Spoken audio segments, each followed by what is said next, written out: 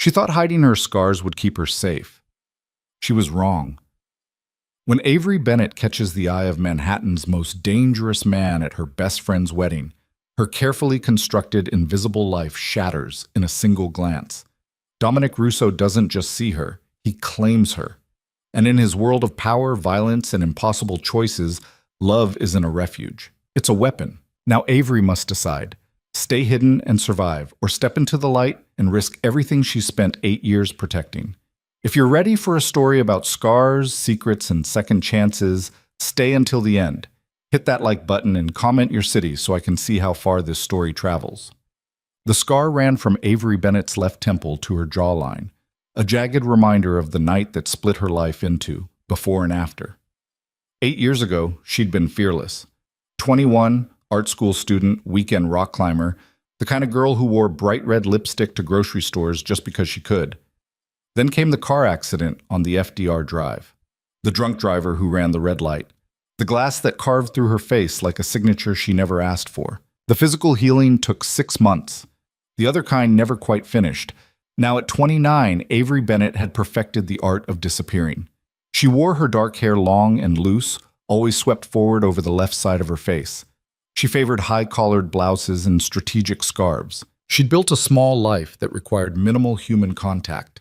A flower shop in a quiet Brooklyn neighborhood, a rent-controlled apartment she shared with her younger sister, and a carefully curated circle of exactly 3 people who'd known her before the accident. One of those people was getting married today. The ceremony was held at the plaza, because of course it was. Chelsea Morningstar, now Chelsea Whitmore, had never done anything by halves. The ballroom glittered with enough crystal chandeliers to illuminate a small city. White roses cascaded from every available surface. The guest list read like a Fortune 500 directory. Avery sat in the back row, as planned. She'd arrived late, as planned. She'd positioned herself near the side exit, as planned. Everything according to plan, because plans kept you safe. Chelsea looked radiant in silk and diamonds, her blonde hair swept into an elegant updo that probably cost more than Avery's monthly rent. Her groom, Harrison Whitmore III, stood at the altar in a custom tuxedo, looking every inch the investment banker heir he was. They were perfect together, magazine cover perfect, the kind of couple that made other people believe in fairy tales. Avery was happy for her friend, genuinely, deeply happy. Chelsea had been there during the worst of it, sitting in hospital rooms, holding Avery's hand through surgeries, never once flinching at the raw, angry wounds that had replaced the face Avery used to know. So when the officiant asked that ancient question, "Does anyone object to this union?" and the room fell into expectant silence, Avery felt tears slip down her cheeks. Happy tears. Grateful tears. The kind that came when you watched someone you loved step into their forever, while you remained firmly planted in your carefully controlled present. She didn't notice him watching. Didn't notice the man in the third row, 3 seats from the aisle, who hadn't looked at the bride once since the ceremony began. Dominic Russo had been watching Avery Bennett from the moment she slipped into the back row, late and lovely and trying so desperately to be invisible. He noticed everything about her. The way she held her body, shoulders curved inward, making herself smaller. The curtain of dark hair that fell across the left side of her face, repositioned every few minutes with an unconscious gesture that spoke of long habit. The simple navy dress that was elegant but unremarkable, designed to help her blend into backgrounds. But it was her hands that caught his attention first. Florist's hands, he thought. The nails were short and practical, but her fingers moved with particular grace, the kind that came from working with delicate things. There was a small cut on her thumb, recently healed. A thorn prick, probably. She was trying to hide. That much was obvious. Dominic made his living reading people, their tells, their fears, their weaknesses. In his world, information was currency and observation was survival. He could catalog a room in 30 seconds, identify threats in 15, decide who lived or died in less than 10. He'd been doing it since he was 17, when his father's murder had thrust him into leadership of the Russo organization years before he was ready. Now, at 35, he ran the most powerful criminal enterprise in New York with the kind of calculated precision that made other men respect him and fear him in equal measure. He didn't attend society weddings. He attended business meetings disguised as society weddings. Harrison Whitmore's father, Harrison Jr., had borrowed money from Russo Interest 5 years ago to cover some unfortunate gambling debts.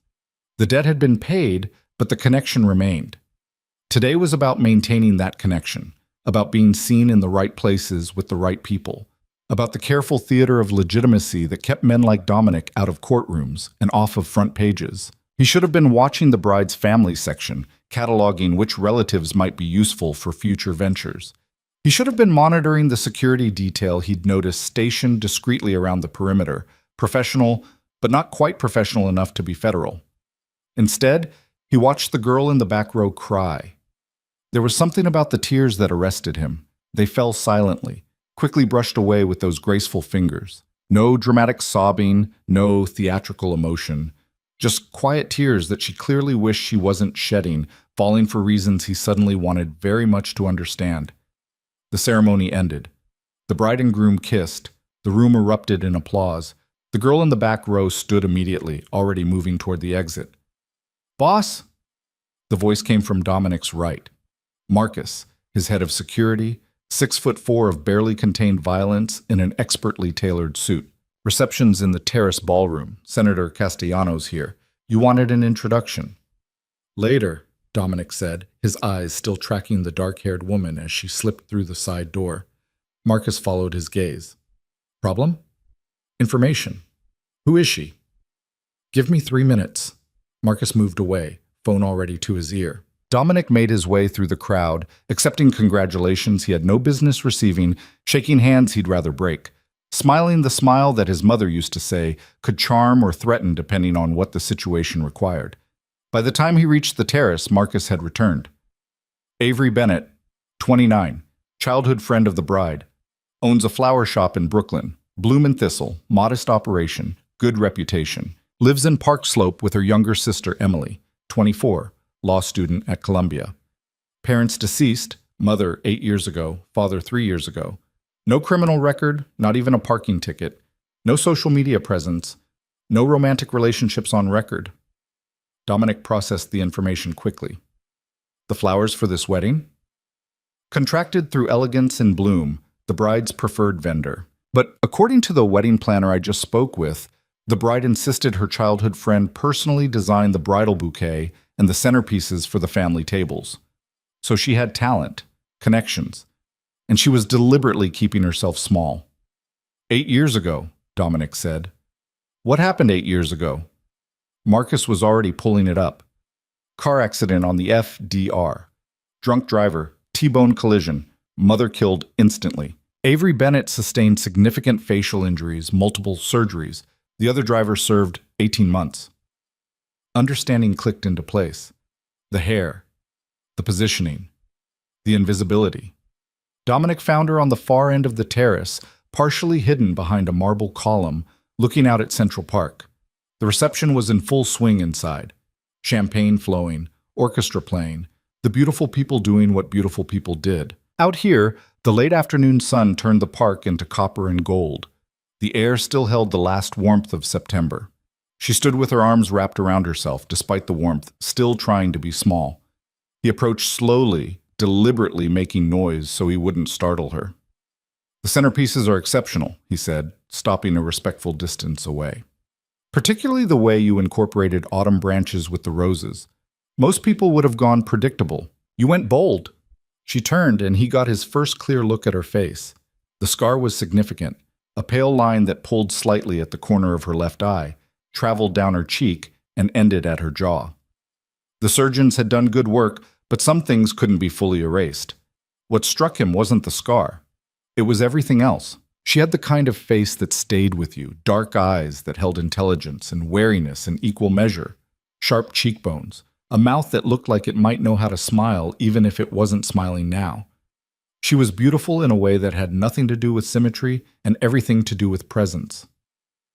"Thank you," she said, her voice quiet but steady. "I didn't realize anyone noticed." "I noticed things," Dominic said.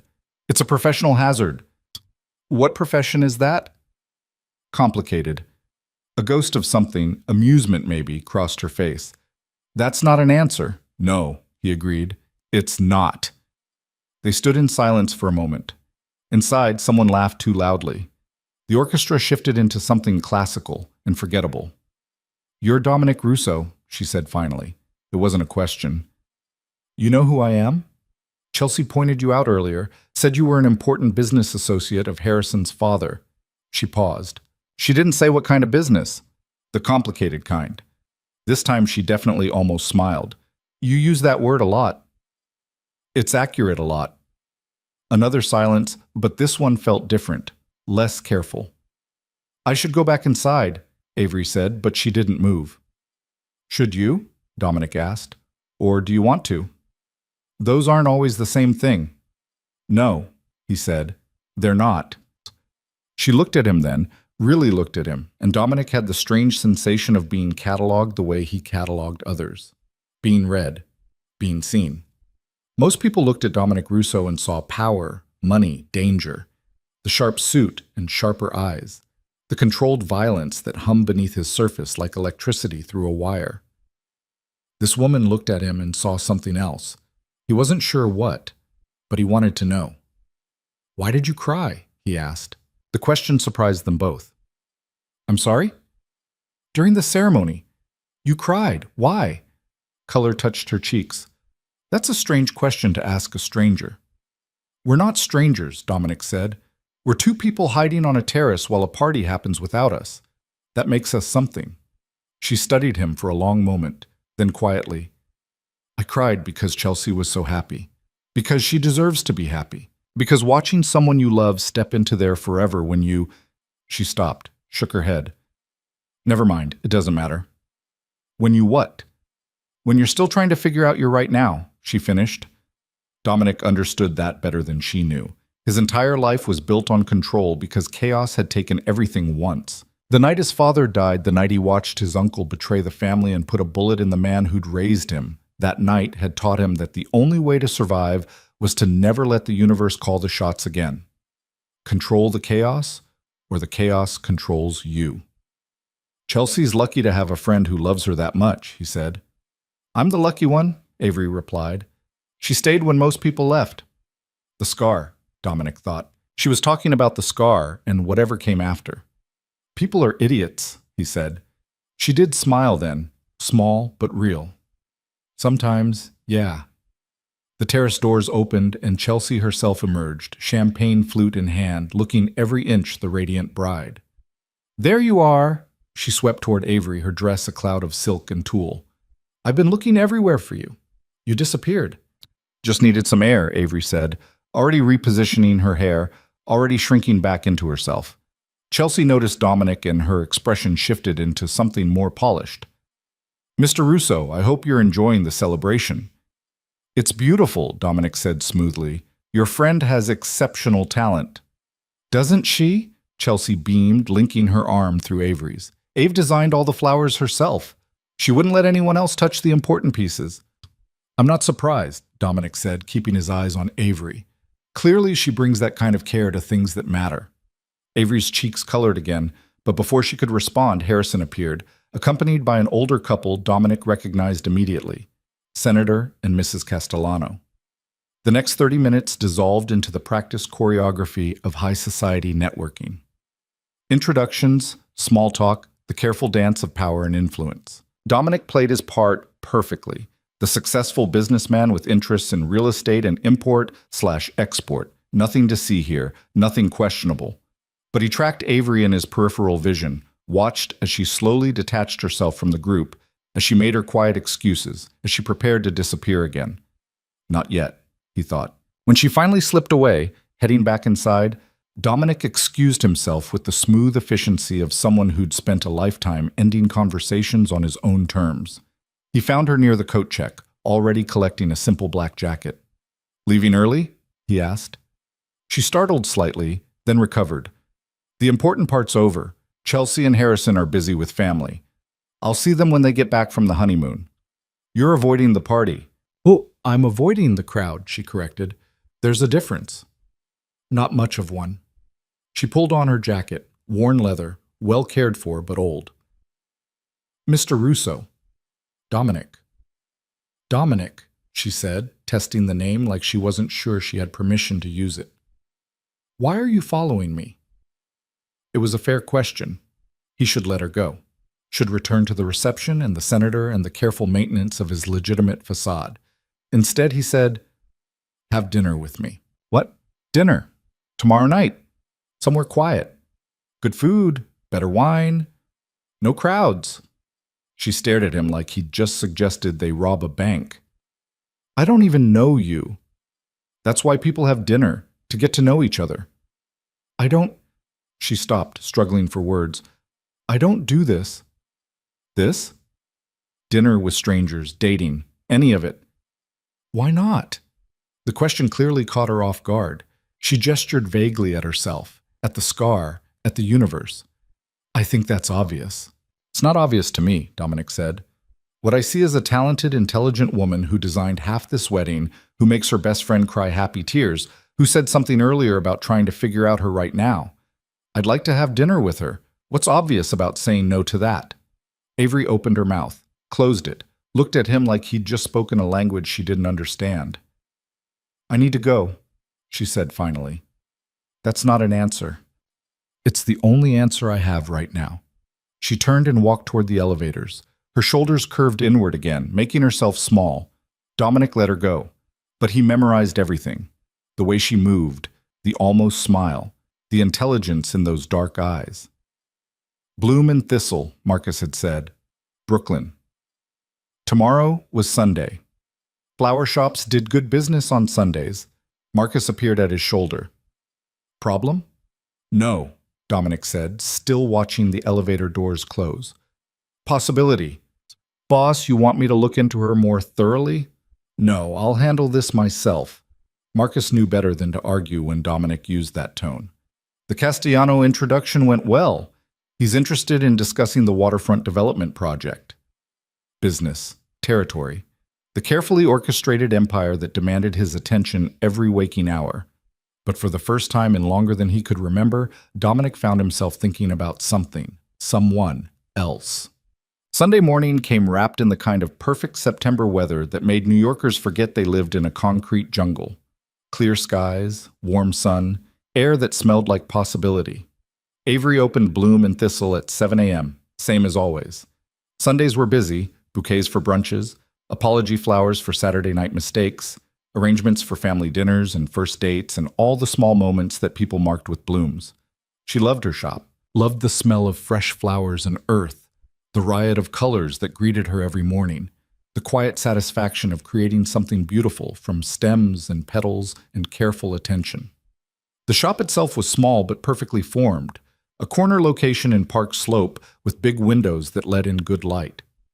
She'd painted the walls a soft cream, installed reclaimed wood shelving, and filled every available surface with flowers. Roses and lilies, sunflowers and orchids, seasonal branches and exotic imports. It was her sanctuary, her safe place. The one thing in her life that was entirely, completely hers. She was rearranging the window display when the door chimed. "We're open," she called, not looking up from the sunflowers she was positioning. "Good to know." That voice. Smooth, controlled, unmistakable. Avery turned so fast she nearly knocked over a vase. Dominic Russo stood in her doorway, looking utterly out of place and completely at ease. He wore dark jeans and a black sweater, expensive but casual, his hair slightly mussed like he'd actually run his fingers through it instead of letting some stylist perfect it. He looked less like a businessman and more like trouble. "What are you doing here?" The question came out sharper than she intended. "Buying flowers," he said, closing the door behind him. "That's what one does in a flower shop, isn't it?" "How did you find me?" "You told Chelsea you owned Bloom and Thistle. She told me where it was." He moved further into the shop, examining the displays with what looked like genuine interest. "This is impressive. How long have you been in business?" 5 years. And Chelsea wouldn't just tell you where my shop was. She did when I told her I wanted to send you flowers as a thank you for the wedding arrangements." He picked up a perfect white rose, examining it closely. "I wasn't lying. The arrangements were exceptional. You should be proud." Avery felt her carefully constructed composure cracking.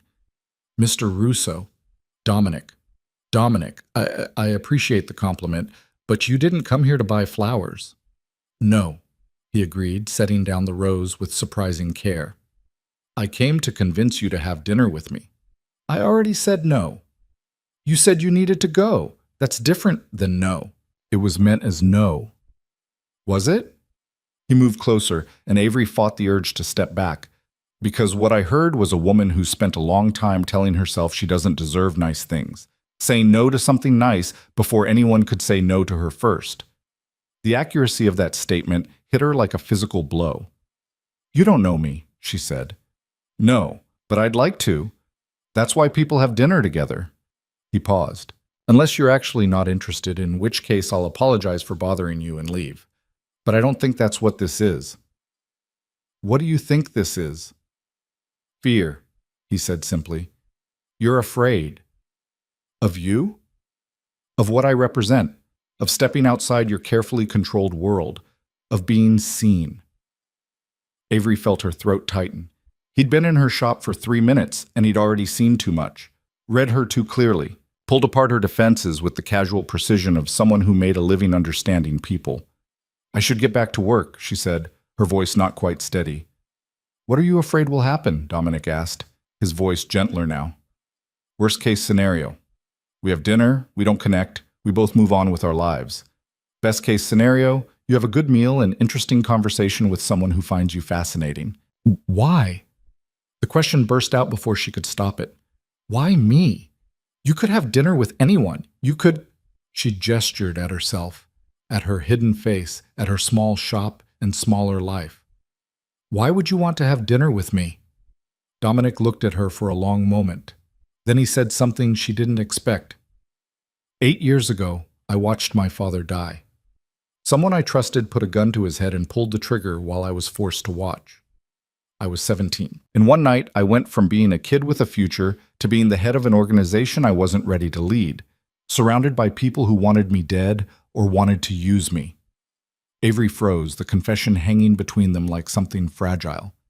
I survived by learning control, Dominic continued, by making myself untouchable, by never letting anyone see weakness or uncertainty. I built walls so high that I forgot what it felt like to want something just because I wanted it, not because it served some strategic purpose. He took a step closer.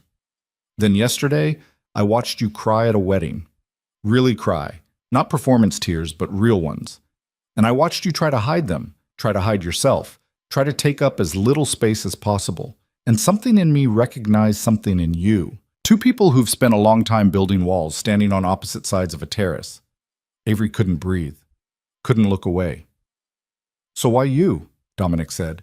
Because for the first time in 8 years, I saw someone and thought about something other than control and strategy and survival. I thought about possibility, and I'd like to explore that if you'll let me. The shop fell into silence. Outside, Brooklyn hummed with Sunday morning life. Inside, Avery Bennett stood at a crossroads she didn't know existed 5 minutes ago.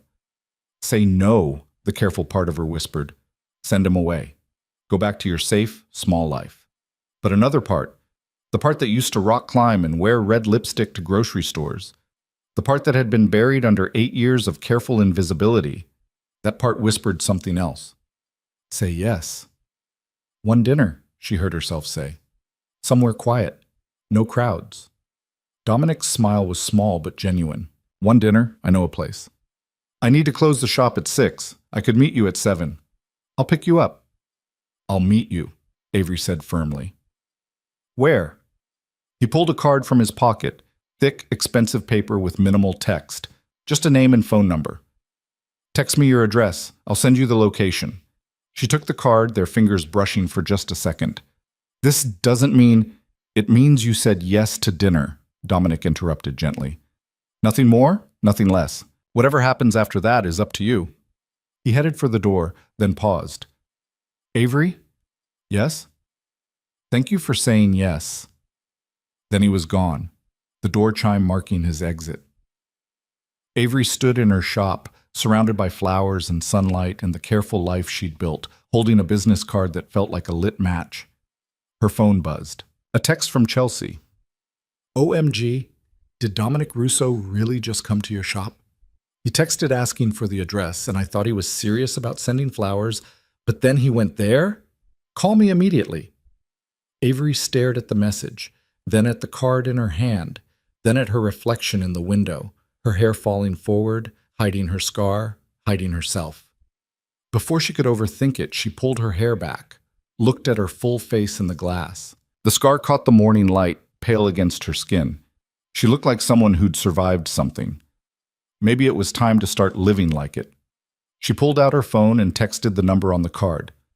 "This is Avery, 347 9th Street, apartment 3B. See you at 7. The response came within seconds. "See you at 7. And Avery, wear your hair however makes you comfortable. I'm interested in all of you, not just the parts you think are acceptable." She read it 3 times. Then she pulled her hair back again and got to work. Organized that morning. When Emily came home from her study group at 4, she found Avery stress cleaning the already immaculate shop.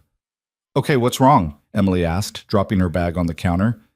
"You only clean like this when you're freaking out about something." Avery looked at her sister, brilliant, fearless Emily, who'd been 16 when the accident happened and had somehow managed to grow into this spectacular human despite everything. Law school at Columbia. Top of her class. The future burning bright in front of her. "I have a date," Avery said. Emily's eyes went wide. "I'm sorry, what?" "A date. Tonight. At 7. "A date? You. Tonight." Emily processed this like it was a complex legal argument. "With who?" "Dominic Russo." "The guy from the wedding?" The one Chelsea said was, and I quote, "extremely powerful and probably dangerous, but in a hot way." "That's the one." "Av." Emily came around the counter, took her sister's hands. "Are you sure about this?" "No. Not even a little bit. But I said yes anyway." "Why?"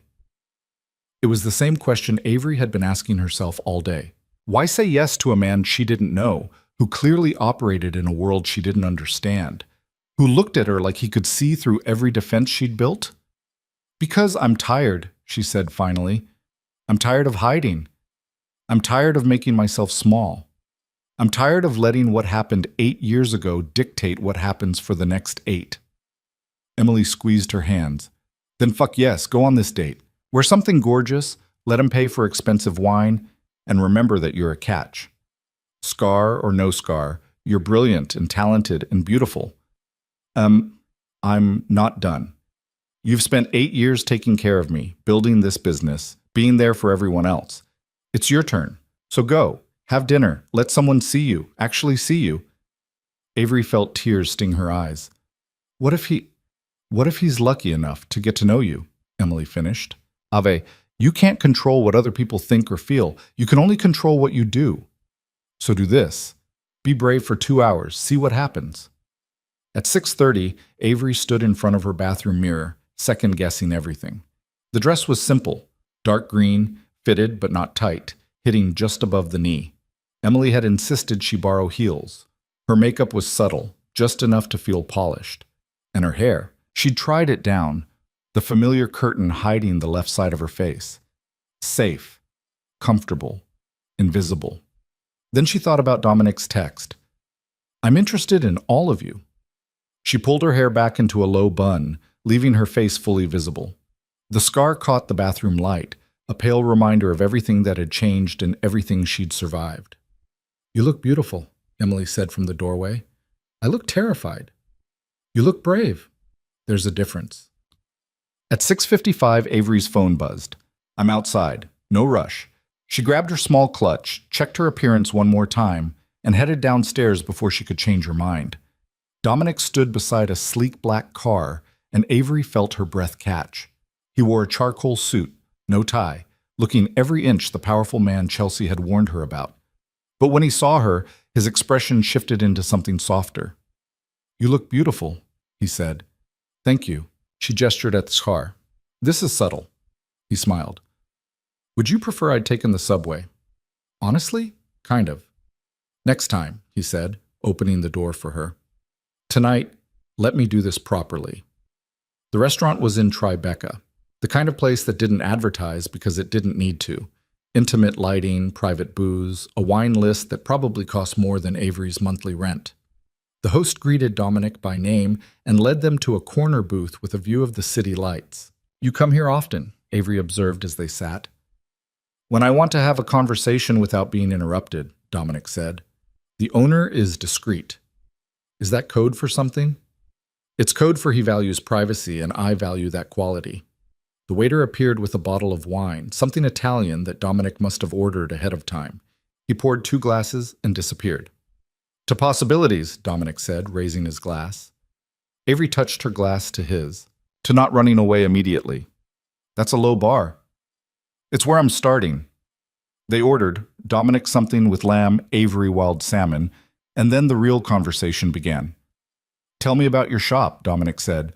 "How did you end up in flowers?" So she told him.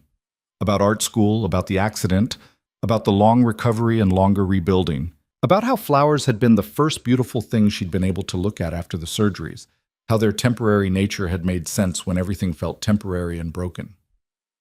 "My mom used to garden," she said. "Nothing fancy, just a small plot behind our house in Connecticut. She'd drag me out there every spring to plant bulbs. I hated it then. Dirt under my fingernails, bugs, the sun making me sweat. After she died, I couldn't stand to see flowers. They reminded me of everything I'd lost." "What changed?" "Time, I guess, and Chelsea. She sent me a single sunflower every week for a year. Just one. With a note that said, 'Still here, still love you.' After about 6 months, I started keeping them in water instead of throwing them away. After a year, I started going to the flower market. Eventually, I couldn't imagine doing anything else." Dominic listened like every word mattered. Like he was filing away details not for advantage, but because he genuinely wanted to understand. "Your turn," Avery said. "Tell me about your complicated business." His expression shifted, not closed exactly, but more careful. "What do you want to know?" "The truth. Chelsea said you're connected, that your business dealings are not entirely above board. Is that accurate?" "Yes." The simple honesty surprised her. "You're just going to admit it?" "You asked for truth. I'm not going to insult you with comfortable lies." "So you're what? Mafia? Organized crime?" "Those are loaded terms. What I am is the head of an organization that my family has run for 3 generations. We handle certain business interests that operate in gray areas: import, export, territory management, protection services." "That's a very corporate way of saying you break laws." "Yes." Avery should have been afraid, should have grabbed her purse and walked out. Instead, she asked, "Do you hurt people?" Dominic considered the question seriously. "I try not to, but I won't lie to you. My world involves violence sometimes. I've done things I'm not proud of to protect my people and my interests. I've made choices that haunt me, but I follow a code. I don't traffic in drugs or people. I don't prey on the vulnerable, and I try very hard to keep collateral damage to an absolute minimum." "That's still morally questionable," he finished. "Yes. I'm not asking you to approve of what I do, Avery. I'm just being honest about who I am." The food arrived, giving her time to process. They ate in silence for a few minutes, and Avery tried to reconcile the man across from her with the confession he'd just made. Finally, she said, "Why tell me all this? Why not just keep up the successful businessman facade?" "Because I don't want to lie to you, too, and because if this," he gestured between them, "is going to be anything, it needs to start with honesty." "What is this?" "I don't know yet, but I'd like to find out." They talked for 2 hours. About Emily and law school, about books and music and the strange intimacy of city life, about loss and survival and the different ways people rebuilt themselves after everything fell apart. Dominic was intelligent, observant, surprisingly funny when he let his guard down. He asked questions that showed he was listening, not just waiting for his turn to talk. And he never once looked at her scar the way other people did, with pity or curiosity or poorly concealed discomfort. He just looked at her. When the check came, Avery reached for it. Dominic beat her to it. "I invited you," he said. "I'm capable of paying for my own dinner." "I know you are. But let me do this." It should have felt controlling. Instead, it felt like care. Outside the restaurant, the night had turned cool. Dominic shrugged off his jacket and draped it over her shoulders before she could protest. "I can drive you home," he said, "or we can walk for a bit. Your choice." Avery looked at the city lights, at the man beside her, at the possibility hanging in the air between them. "Walk," she said. They walked through Tribeca, past expensive lofts and late-night cafes. They didn't talk much, just existed in the same space, finding a rhythm that felt surprisingly natural. When they finally reached his car, Dominic turned to her. "I had a good time tonight," he said. "So did I, against my better judgment." He smiled. "Can I see you again?" "I don't know. This is a lot to process." "Take your time, process, think, decide what you want." He pulled out his phone. "But I'm going to text you tomorrow anyway. You can choose whether to respond." Persistent. "When I see something worth pursuing, I don't give up easily." He drove her home, walking her to her building entrance even though she insisted it wasn't necessary. "Thank you," Avery said at the door. "For dinner, for honesty, for not running when I asked difficult questions. Thank you for saying yes, for taking a chance on possibility." He didn't try to kiss her, just waited until she was safely inside before returning to his car. Upstairs, Emily was waiting with ice cream and interrogation. "So?" she demanded. "How was it? What's he like? Are you seeing him again? Did he kiss you?" Avery collapsed onto the couch, still wearing his jacket, trying to sort through the whirlwind of the evening. "It was good," she said finally. "Confusing and honest and good. But he's dangerous, Em. Not like violent dangerous. Well, maybe that too. But dangerous to the careful life I've built. He sees too much. Asks too many questions. Makes me want things I've convinced myself I don't need." "Maybe you do need them," Emily said gently. "Maybe you deserve them." That night, alone in her room, Avery looked at herself in the mirror. At the scar that had defined her for 8 years. At the face she'd spent so long hiding. She thought about Dominic's words. "I'm interested in all of you, not just the parts you think are acceptable." Her phone buzzed. A text. "Made it home. Thank you again for tonight. Sleep well, Avery." She stared at the message for a long time. Then she typed, "Thank you for seeing me." His response came immediately. "Hard not to. You're exceptionally worth seeing." Avery fell asleep wearing his jacket, a small smile on her face, and for the first time in 8 years, she dreamed about the future instead of the past. The text started the next morning. Nothing overwhelming, just a simple good morning at 8 a.m., followed by a photo of an espresso cup at 9 with the caption, "Thinking about last night." Avery stared at her phone while arranging a bouquet for a regular customer, Mrs. Chen, who came in every Monday for fresh peonies. "You're smiling at your phone," Mrs. Chen observed. "That's new." "Just a text from a friend," Avery said, feeling her cheeks warm. "A friend who makes you smile like that is more than a friend, sweetheart."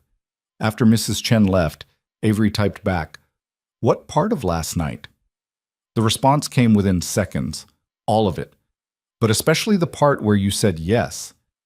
Over the next week, the texts became a rhythm, morning greetings, photos of things that made him think of her, a sculpture in a park, the way light hit a building at sunset, a vintage botanical print he found in an antique shop, questions about her day, her work, the flowers she was designing. He didn't ask to see her again, didn't push, just maintained this steady, patient presence that both unsettled and comforted her. "He's courting you," Chelsea said over lunch on Thursday. They sat at their usual spot, a small cafe near Avery's shop that made excellent sandwiches and minded their own business. "That's an old-fashioned word." "It's an old-fashioned approach. My grandmother would approve." Chelsea bit into her turkey club. "Have you Googled him yet?" "No." "Liar." Avery had in fact Googled him, had found surprisingly little. A few mentions in business journals, some photos from charity events, a carefully curated presence that revealed nothing substantial. The comment sections were more interesting, filled with speculation and rumor, but nothing concrete. "What did Harrison's father say about him?" Avery asked. Chelsea's expression shifted into something more serious. That Dominic Russo is extremely intelligent, extremely dangerous, and operates by a code that makes him more reliable than most legitimate businessmen. That if you have his respect, you have a powerful ally. And if you cross him... She didn't finish the sentence. That's not comforting. It wasn't meant to be. Ave, I love that you're putting yourself out there. But you need to go into this with your eyes open. Dominic's world isn't like ours. I know. Do you? Because from what Harrison says, the Russo organization controls half the import business on the East Coast, has connections that go all the way to... She stopped, lowered her voice. Just be careful. Please. That night, Dominic called. Not texted, actually called. His voice warmed through the phone. I'm breaking my rule, he said. What rule? The one where I give you space to decide what you want without pressure. Why break it now? Because there's an art exhibition opening tomorrow night at a gallery in Chelsea. Small, intimate, featuring a photographer who documents urban transformation. I think you'd appreciate it. Come with me. Avery hesitated. One dinner was easy to rationalize. This felt like something more. It's just art, Dominic said, reading her silence. No expectations. I'll pick you up at 7. We'll look at photographs. I'll take you home by 10. You can even bring Emily if you want a buffer. You're very good at this. At what? Making things sound reasonable when they're not. Is it unreasonable to want to spend time with you? No, but it's complicated.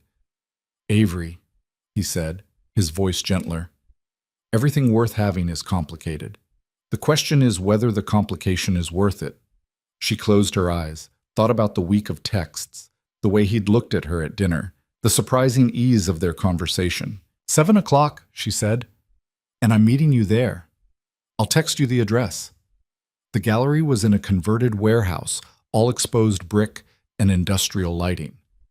The photographs were stunning, black and white images of New York in transition, old buildings being torn down and new ones rising, the collision of past and future frozen in silver gelatin. Dominic met her outside, dressed in dark jeans and a navy sweater that made his eyes look almost black. You came, he said, and she heard genuine pleasure in his voice. I said I would.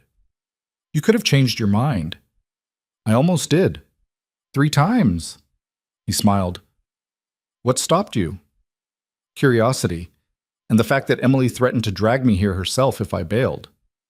They moved through the exhibition slowly, studying each photograph. Dominic had strong opinions, which compositions worked, which felt forced, how light and shadow created narrative. You know a lot about photography, Avery observed. My mother was a photographer before she married my father. She used to take me to galleries when I was a kid, teach me to really look at images, not just see them. His voice carried something wistful. She died when I was 15. Cancer. I'm sorry. It was a long time ago. But I still see the world the way she taught me to see it, always looking for the story behind the surface. They stopped in front of a particularly striking image, a demolition site at sunset, half a building gone, the remaining structure skeletal against an orange sky. That's what survival looks like, Avery said quietly. Something broken, but still standing. Dominic looked at her. Is that how you see yourself? Sometimes, don't you? No, he said. I see someone who rebuilt. There's a difference between surviving and thriving. You're doing both. Before she could respond, a voice cut through the gallery. Dominic Russo, didn't expect to see you appreciating art. A man approached. Late 40s, expensive suit, smile that didn't reach his eyes. 2 younger men flanked him, clearly security. Dominic's entire demeanor shifted. Not obviously, but Avery felt it. The way his body tensed, the way his expression smoothed into something unreadable. Vincent, Dominic said, his voice carefully neutral, enjoying the exhibition? Not particularly, but business brings me to this neighborhood. Vincent's eyes slid to Avery, assessing. Going to introduce me to your companion? No, Dominic said simply. Vincent's smile sharpened. That's interesting. Not like you to bring personal guests to public places. She must be special. Vincent? Dominic's voice dropped into something dangerous. Walk away. Just making conversation. No, you're making a point. You've made it. Now walk away before this becomes a problem neither of us wants. For a moment, tension crackled between them. Then Vincent laughed, an ugly sound, and stepped back. Enjoy your evening, he said, then walked away, his security following. Avery's heart hammered. Who was that? Someone I do business with occasionally, someone who likes to remind people he's observing them. He was threatening you. He was testing boundaries. There's a difference. Dominic took her arm gently. Come on, Let's get out of here. Outside, the night air felt sharp and clean after the gallery's tension. I'm sorry, Dominic said. That shouldn't have happened. But it did. Because of me. No, because Vincent Castellano likes playing games, and I usually avoid places where I might encounter him socially. He ran a hand through his hair, frustration evident. I wanted to take you somewhere nice. I didn't think, who is he really? Dominic hesitated, then, he runs a rival organization. We have an uneasy truce. Tonight he was making sure I knew he noticed you, noticed that you matter to me. It's a power play. Would he? No, Dominic said firmly. Vincent operates by rules. He won't touch you. But I need you to understand that being seen with me puts you in a spotlight I can't always control. Avery processed this, the reality of his world crystallizing. This is what you meant about complicated. Yes. They walked in silence for a block. Then Avery said, Take me somewhere else. What? You wanted to show me something nice. The gallery's ruined. Take me somewhere else. Dominic studied her. Are you sure? No, but I'm here anyway. He took her to a small jazz club in the village, the kind of place with dim lighting and a piano player who knew what he was doing. They sat in a corner booth, ordered drinks, and let the music fill the spaces where words felt insufficient. Tell me about your father, Avery said after her second glass of wine loosened her tongue. Dominic's jaw tightened. Why? Because you mentioned him at the wedding, because I want to understand what made you into this. He was quiet for so long she thought he might not answer. Then, my father was complicated, brilliant businessman, ruthless when necessary, but he had principles. He believed in loyalty, in protecting our people, in running the organization like a family. When I was growing up, I didn't understand what he did. Just knew people respected him, feared him sometimes, but also came to him when they needed help. What happened the night he died? My uncle, his brother, had been skimming profits for years. My father found out, confronted him privately, gave him a chance to make it right. My uncle decided the easier solution was to remove my father entirely and take over himself. Dominic's voice remained steady, but his hands clenched around his glass. He invited my father to a meeting, brought me along, said it was time I learned the business. Then he put a gun to my father's head and pulled the trigger while his men held me back. Avery reached across the table, covered his hand with hers. I was 17, Dominic continued. Everything I knew about leadership, I learned in the year after that night. My uncle thought killing my father would make him the obvious successor. He didn't count on the fact that my father's people valued loyalty over blood. They chose me. Barely an adult, grieving, terrified, but they chose me. What happened to your uncle? He's dead. I won't pretend I'm sorry about that. Did you? No, but I gave the order. Does that make it better or worse? Avery didn't answer, couldn't answer. This is who I am, Dominic said, turning his hand to grip hers. I make decisions that affect people's lives. I operate in a world where violence is sometimes the only language people understand. I'm not asking you to accept it or approve of it. But if we're going to keep doing this, you need to see all of it. I'm trying, Avery said. This is so far from anything I understand. I know, and I know it would be easier for you to walk away. Find someone whose world makes sense, whose job doesn't come with danger and moral ambiguity. Is that what you want, for me to walk away? No, he said, his voice rough. That's the last thing I want. They stayed until the club closed, talking about everything and nothing, finding their way back to easier ground. When Dominic finally drove her home, he walked her to her door again. Thank you, Avery said, for being honest, even when it's hard. Thank you for not running. Yet, she said, I haven't run yet. Yet is better than already. He touched her face gently, his thumb brushing her cheek just below the scar. Sleep well, Avery. Over the next 2 weeks, they fell into a pattern. Dinners twice a week, long phone conversations that stretched past midnight, stolen hours where Dominic would show up at her shop with coffee, stay for 20 minutes of conversation, then disappear back into his complicated world. Emily watched it all with a mixture of concern and encouragement. He's different with you, she observed one night while they made dinner. Chelsea showed me photos from charity events where he's all cold businessman, With you, he smiles. Like actually smiles. That doesn't mean this is a good idea. No, but it means it's real. That counts for something. What Avery didn't tell Emily was how good it felt to be seen.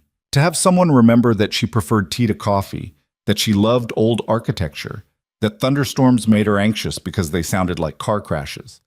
Dominic noticed everything, remembered everything, treated her preferences like they mattered. But she also noticed other things. The way his phone buzzed constantly with messages he would glance at and ignore. The careful way he positioned himself in public spaces, always watching exits, always aware of surroundings. The night she saw a bruise on his knuckles that he brushed off as a disagreement that got physical. His world kept intruding, reminder after reminder that this wasn't normal, wasn't safe. The breaking point came on a Tuesday. Avery was closing the shop at 6 when a black SUV pulled up outside. Two men got out, not threatening exactly, but not friendly either.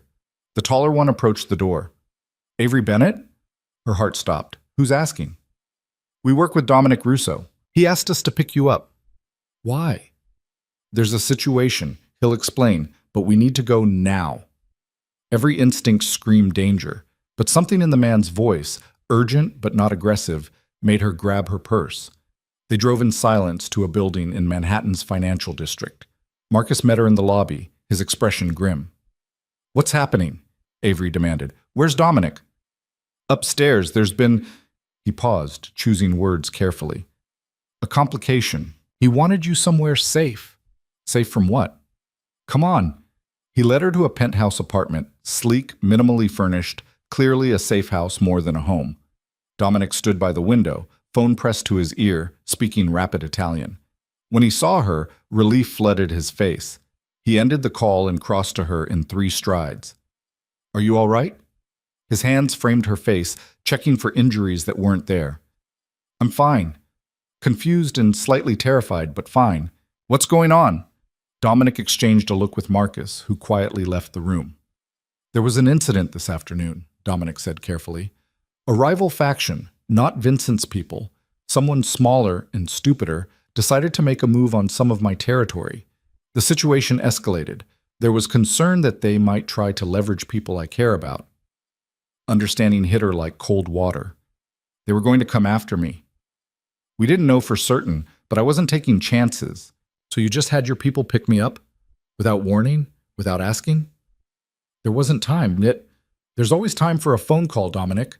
Her fear crystallized into anger. "You can't just send armed men to collect me like I'm a package. I was protecting you. By scaring me half to death? By making decisions about my safety without consulting me?" They stared at each other, the tension sharp between them. Finally, Dominic said, "You're right, I should have called. Should have explained. When Marcus told me there might be a threat, all I could think about was getting you somewhere safe. I'm not a child. I'm not some fragile thing that needs to be managed. I know that. Do you? Because right now it feels like you made a unilateral decision about my life without considering that I might want a say in it." Dominic ran both hands through his hair, frustration evident. "This is new for me. Caring about someone who isn't part of this world. Someone I can't just order around or protect through force. I'm trying to figure out how to keep you safe while respecting your autonomy, and I'm clearly not doing a great job." Some of Avery's anger deflated. "What happened? Is the situation resolved?" "For now, the people who made the move have been dealt with, but Avery—" He moved closer, his voice dropping. "This won't be the last time. As long as you're connected to me, there will be people who see you as a weakness they can exploit. So what are you saying?" "I'm saying you need to decide if this is worth it." "If I'm worth it?" "Because I can protect you, but I can't make your life normal. I can't promise there won't be nights like this, moments of fear, complications you never asked for." Avery looked at him, this complicated, dangerous man who brought her coffee and remembered her preferences and looked at her like she was the most fascinating thing he'd ever seen. "I need to think," she said finally. "Of course. Marcus will take you home whenever you're ready. I've posted security outside your building just until we're certain—" "No." "Avery, no security at my building. You don't get to make that decision for me. If I'm in actual danger, we'll discuss it, but I won't live in a cage, even a comfortable one." Dominic looked like he wanted to argue. Instead, he nodded. All right, but please let Marcus drive you home. And keep your phone on. If anything feels wrong, I'll call. I promise. The drive back to Brooklyn was quiet. Marcus didn't try to make conversation, and Avery was grateful. She needed to think, needed to process what had just happened. Emily was waiting when she got home, alerted by the security detail that had briefly appeared and then vanished. What the hell happened? Emily demanded. Avery told her everything. The pickup, the safe house, the argument, Dominic's admission that this would be her life if she stayed with him. So what are you going to do? Emily asked when she finished. I don't know. Part of me wants to run as fast as I can, but another part wants to stay. Is that crazy? Emily was quiet for a moment. Then, remember when I was applying to law schools? You told me that the things worth having are usually the things that scare us the most. That fear isn't a reason to say no. It's just information to consider while deciding. I'm regretting that advice now. Well, I'm not. Ave, only you can decide if this is worth it, but don't let fear make the choice for you. Let it inform the choice, but don't let it decide. That night, Avery lay in bed and thought about the past 3 weeks. The dinners and conversations, the way Dominic looked at her, the feeling of being seen and valued and wanted, but also the danger, the moral ambiguity, the world she didn't understand. Her phone buzzed, a text from Dominic. I'm sorry about tonight. You deserve better than fear and armed escorts. You deserve normal and safe and uncomplicated. I can't give you those things, but I can give you honesty, protection, and everything I am. If that's not enough, I'll understand. She stared at the message for a long time. Then she typed, what if I don't want normal? What if I want real, even if real is complicated? His response came quickly. Then we figure it out together, at your pace, with your boundaries. I'm not going anywhere unless you tell me to. I need time to think. Take all the time you need. I'll be here. The next morning, Avery opened her shop and tried to focus on work, but her mind kept circling back to the same questions. What did she want? What was she willing to risk? Where was the line between brave and stupid? At noon, Chelsea appeared with lunch and determination. Talk, Chelsea demanded, setting down sandwiches. Emily called me. She's worried. Everyone's worried. I'm worried. So talk to me. What's going on in that analytical brain of yours? Avery laid it all out. Her feelings, her fears, the impossible choice between safety and possibility. Here's what I think, Chelsea said when she finished. You've spent 8 years playing it safe, building a life that protects you from pain and rejection and risk. And it's worked. You have your shop, your sister, your small circle of people who love you. But is it enough? It was. Before Dominic. Before I remembered what it felt like to want something that scared me. Chelsea reached across the table, took her hand. Only you can decide if he's worth the risk. But Avie, you're allowed to choose something messy and complicated. You're allowed to want more than just safe. That afternoon, Avery made her decision. She texted Dominic, "Can you come to the shop at closing? We need to talk." His response was immediate. "I'll be there." At 6 o'clock, as the last customer left, Dominic appeared. He looked nervous, an expression she'd never seen on him before. "Hi," she said. "Hi." They stood in the middle of her shop, surrounded by flowers and fading sunlight, and Avery took a breath. "I've been thinking about what you said, about not being able to give me normal or safe or uncomplicated." "Avery, let me finish." She moved closer. "I don't want normal. Normal is what I've had for 8 years, and it's been small and careful and lonely. What I want is real. I want someone who sees me, all of me, and doesn't flinch. Someone who makes me want to be brave even when I'm terrified." "What are you saying?" "I'm saying yes. To this, to you, to whatever complicated thing we're building, but I need boundaries." Relief flooded his face. "Anything. You don't make decisions about my safety without consulting me. You don't send people to collect me without warning. You treat me like a partner in this, not something fragile to be protected." "Done. And you have to be honest with me. I don't need to know every detail of your business, but if something affects me or Emily, I need to know." "I can do that." "And She paused, gathering courage. You have to understand that I'm still figuring this out. That some days I'm going to be scared and uncertain and questioning every choice. I need you to be patient with that. Dominic closed the distance between them, his hands gentle on her face. I can be patient. I can give you space and time and whatever you need. What I can't do is let you go, not now that I've found you. That's a very intense thing to say. I'm a very intense person. You should probably get used to that. Then he kissed her, soft and careful and full of promise. And Avery kissed him back, making her choice, stepping into the light despite every reasonable fear. When they finally broke apart, both breathing hard, Dominic rested his forehead against hers. So we're doing this, he said. We're doing this. It's going to be complicated. You've mentioned that. He smiled, that real smile she was learning to treasure. Come on, let me take you to dinner, somewhere quiet where we can figure out what happens next. I'd like that. As they left the shop, Avery caught her reflection in the window, hair pulled back, scar visible, smiling genuinely for the first time in years. She looked like someone who'd stopped hiding. She looked like someone who'd chosen brave. And as Dominic took her hand, she realized that maybe, just maybe, that was exactly who she wanted to be. The next 6 weeks felt like learning to breathe in a different atmosphere. Avery had expected complications, had braced herself for the weight of Dominic's world pressing against her carefully constructed life. What she hadn't expected was how seamlessly he wove himself into the spaces between her routines, how naturally their lives began to merge despite operating in completely different orbits. He came to the shop most mornings before she opened, bringing coffee and pastries from a bakery in Little Italy that his family had patronized for 3 generations. They'd sit among the flowers while dawn light crept through the windows, talking about everything and nothing, stealing 30 minutes of normalcy before their respective days demanded attention. Emily approved, cautiously. She'd subjected Dominic to an interrogation over dinner that would have made seasoned prosecutors proud, asking pointed questions about his intentions, his business, his ability to keep Avery safe without suffocating her independence. She's brilliant, Dominic had told Avery afterward. Terrifying, but brilliant. She's going to make an excellent lawyer. She made you sweat. A little, but I respect that. She loves you. She should be protective. They established boundaries with the care of people diffusing explosives.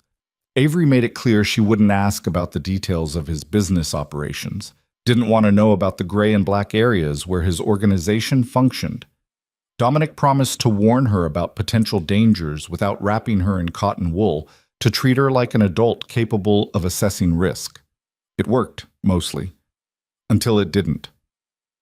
The call came on a Wednesday afternoon in late October. Avery was designing centerpieces for a corporate event when her phone rang.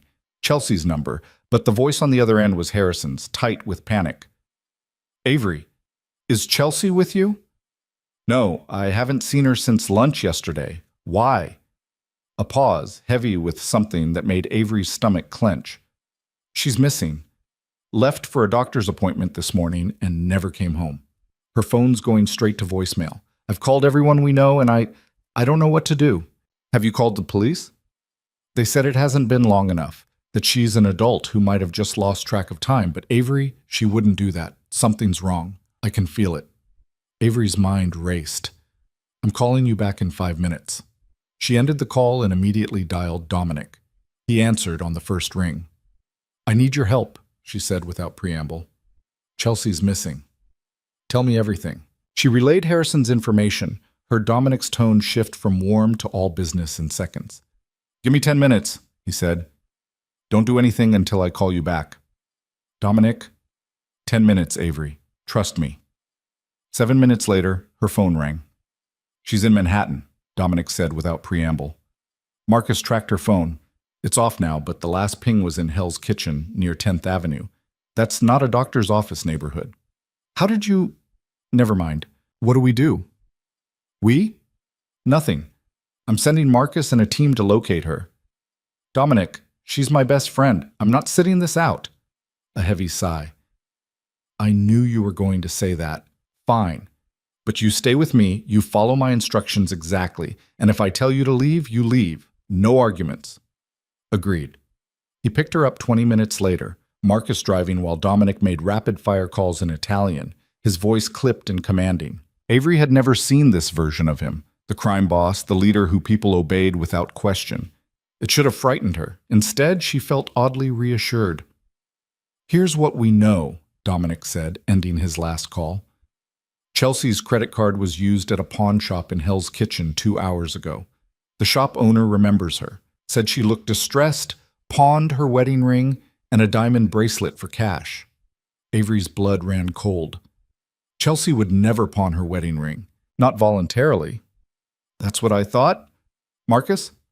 "Already there, boss. Shop owner's being cooperative." They pulled up to a dingy storefront wedged between a laundromat and a bodega. Marcus stood outside with 2 other men and a nervous-looking man in his 50s who kept glancing at Marcus like he might be devoured. "Mr. Chen," Dominic said, his voice perfectly polite and absolutely terrifying. "Thank you for your cooperation. Tell us exactly what happened." Chen spoke rapidly, his hands shaking. "The lady came in around 11, said she needed cash fast, no questions. She was crying, kept looking at her phone. Pawned the ring and bracelet for $800, way under value, but she insisted. Then she left in a cab heading west." "Did she say why she needed the cash?" "No, but she was scared. Really scared." Dominic pulled out his phone, showed Chen a photo. "Was she with anyone? Did you see anyone following her?" "No, she was alone. But when she left, a black sedan pulled out after the cab. I noticed because it had been parked across the street for a while." "License plate? Didn't see it. I'm sorry." Dominic handed him a card. "If you remember anything else, call this number immediately." Back in the car, Avery's hands trembled. "Someone took her. Someone's forcing her to get money." "It looks that way," Dominic said grimly. He made another call, this one in English. "I need traffic camera footage for the area around Chen's Pawn, 10th Avenue between 42nd and 45th, last 3 hours. Yes, now. I'll hold." "You can just request traffic footage?" Avery asked. "I can request a lot of things." Within minutes, Dominic had an address, a storage facility on the west side where the cab had dropped Chelsea. He also had something else, information that made his jaw tighten and his eyes go cold. "The sedan belongs to a small-time operator named Ricky Castellano," he said quietly. "Castellano? Like Vincent?" "Vincent's nephew. Stupid, reckless, always trying to prove himself to his uncle." Dominic's hands clenched. "This is because of me. Because Vincent saw you at the gallery. Because he's sending a message."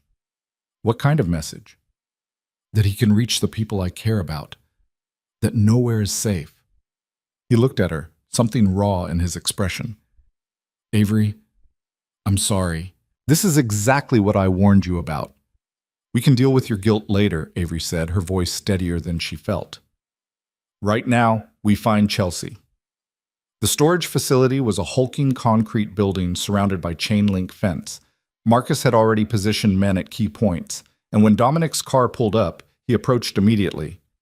"Unit 237, 3rd floor. 2 guards posted outside. We can take them quietly, but boss..." He glanced at Avery. "She shouldn't be here for this." "I'm not leaving," Avery said before Dominic could speak. "Avery, she's my best friend. I'm not leaving." Dominic studied her, then nodded once. "You stay behind me. You don't move unless I tell you to. And if shooting starts, you run. Understood?"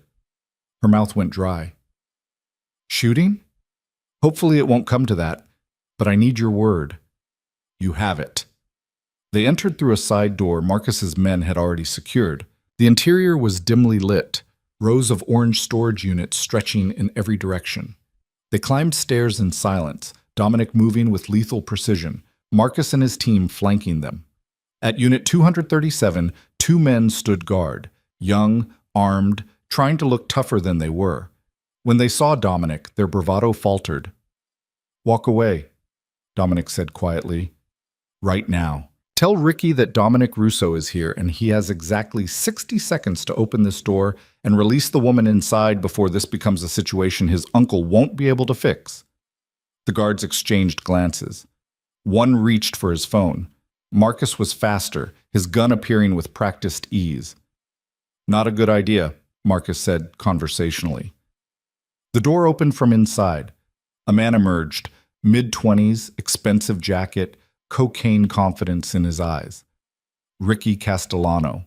"Russo," he said with a smirk, "didn't think you'd find us this fast." "Where is she?" "The pretty blonde?" "She's fine. Just having a conversation with my associate about some money her husband owes my uncle." Avery's sharp intake of breath made Ricky's eyes shift to her. His smirk widened. "And you must be the flower girl.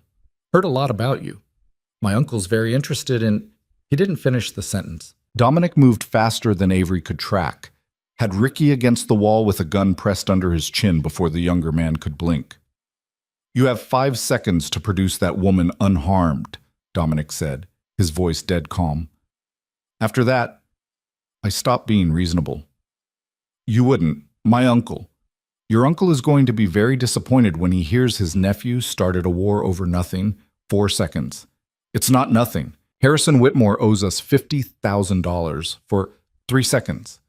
Ricky's confidence cracked. "Fine. She's inside. She's fine. We just wanted the money." Dominic nodded to Marcus, who moved past them into the storage unit. Seconds later, he emerged with Chelsea, disheveled, mascara streaked, but alive. She saw Avery and nearly collapsed. Oh my God, Ave!" Avery caught her friend, holding her tight while Chelsea shook. "I've got you. You're safe." "Harrison, they said Harrison owes them money. They were going to hurt me if he didn't pay." "We're handling it," Avery said, her voice fierce. "You're safe now." Dominic still had Ricky pinned. "Here's what's going to happen. You're going to call your uncle. You're going to tell him this was a mistake, that you acted without authorization. Then you're going to personally apologize to Mrs. Whitmore for frightening her." "Fuck you!" The gun pressed harder. "That wasn't a request." Ricky made the call, his voice shaking. When he finished, Dominic released him and stepped back. "The Whitmore debt will be addressed through proper channels," Dominic said.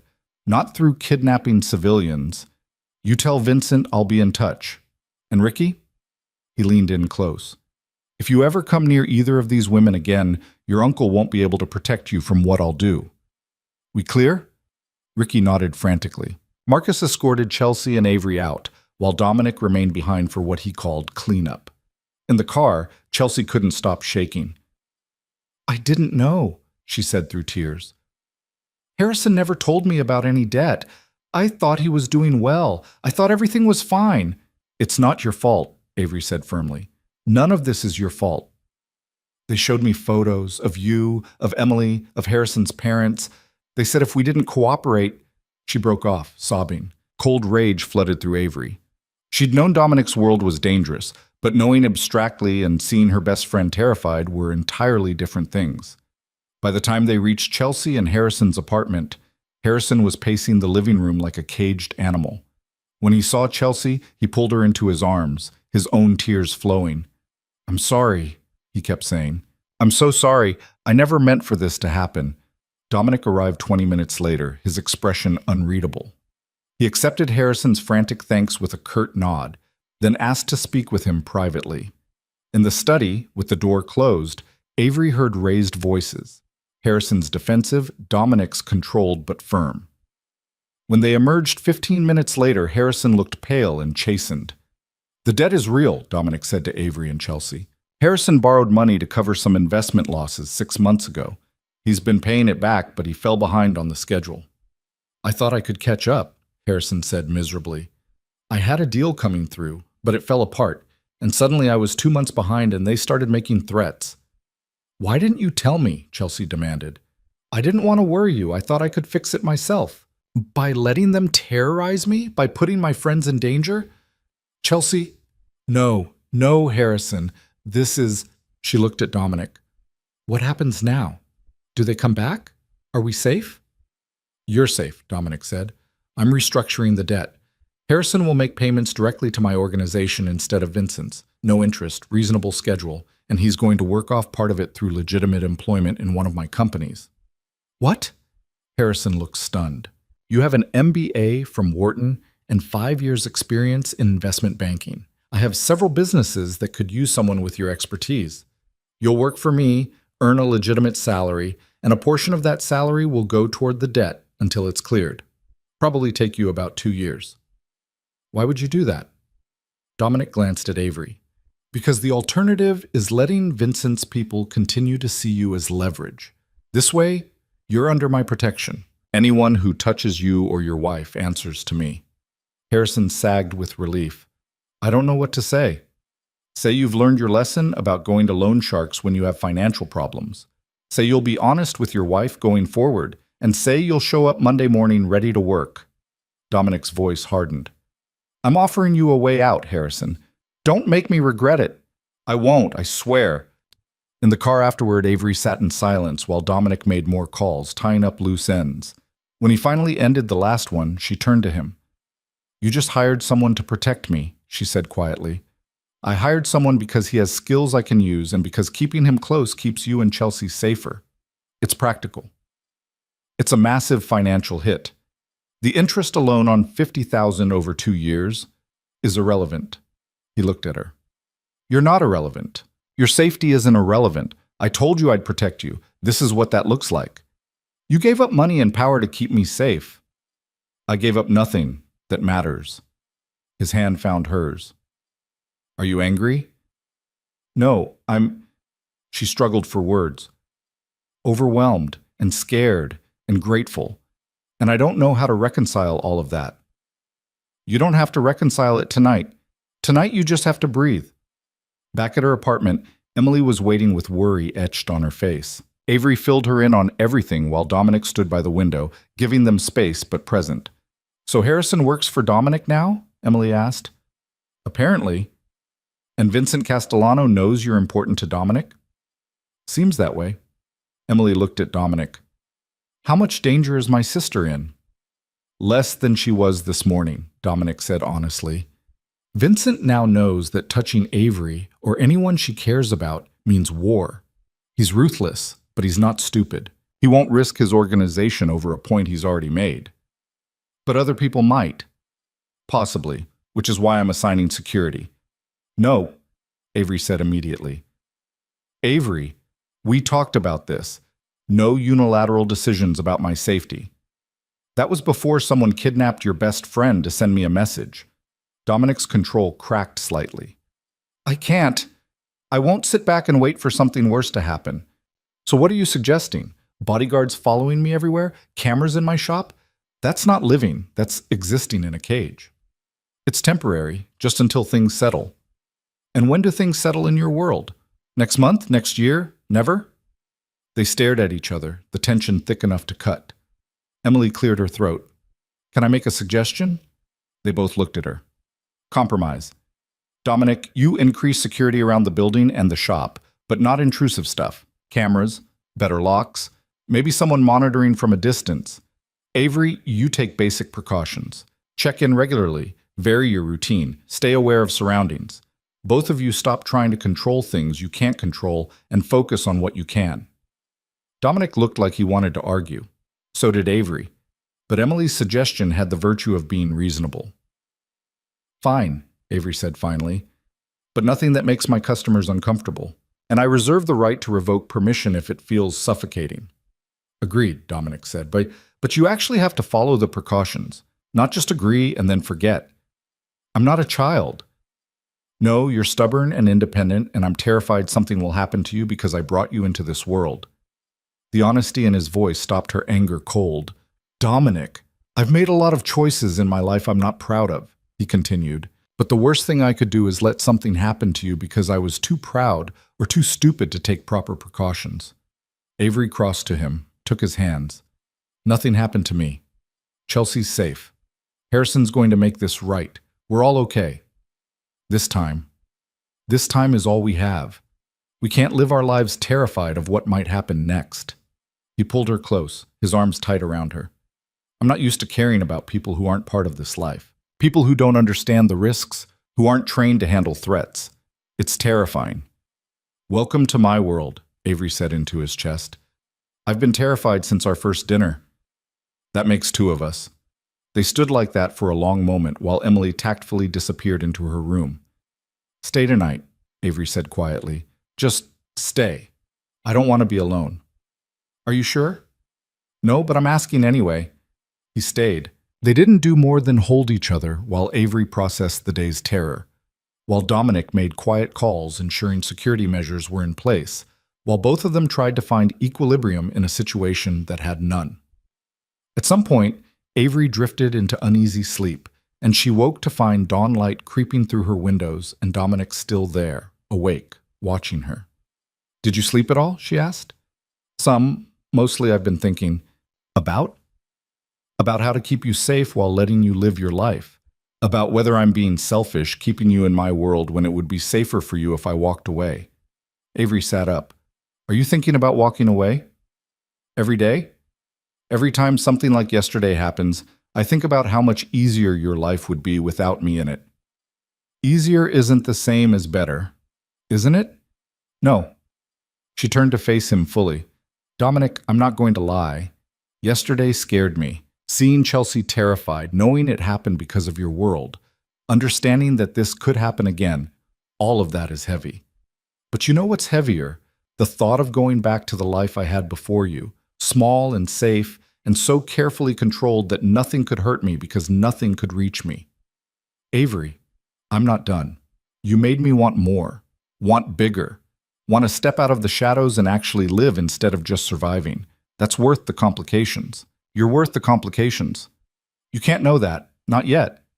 Maybe not. But I know I want to find out, and I know that I'm tired of letting fear make my decisions." She took his face in her hands. "I'm scared. I'm probably going to be scared a lot. But I'm also here. I'm choosing this. I'm choosing you." He kissed her then, deep and desperate and full of everything they couldn't say. When they finally broke apart, his forehead rested against hers. "I don't deserve you," he said. "Probably not, but you're stuck with me anyway." Over the next few days, life slowly returned to something resembling normal. Chelsea and Harrison worked through their issues in therapy, with Harrison showing up Monday morning to his new job looking appropriately humbled. Marcus installed subtle security measures, upgraded locks, cameras positioned to monitor approaches but not intrude, a quiet presence that Avery barely noticed until she actively looked for it. Dominic was careful, checking in regularly but not smothering her, balancing his protective instincts with her need for independence. And Avery tried to settle into this new reality where danger was possible but not constant, where loving someone meant accepting risks she'd spent years avoiding. But in the quiet moments, sitting in her shop surrounded by flowers while Dominic brought her coffee, or walking through Brooklyn with his hand in hers, or lying in her bed while he told her stories about his mother, she found something she hadn't expected. Peace. Not the kind that came from control or careful avoidance, but the kind that came from choosing something real despite its complications. 2 weeks after Chelsea's ordeal, Harrison showed up at the shop during lunch.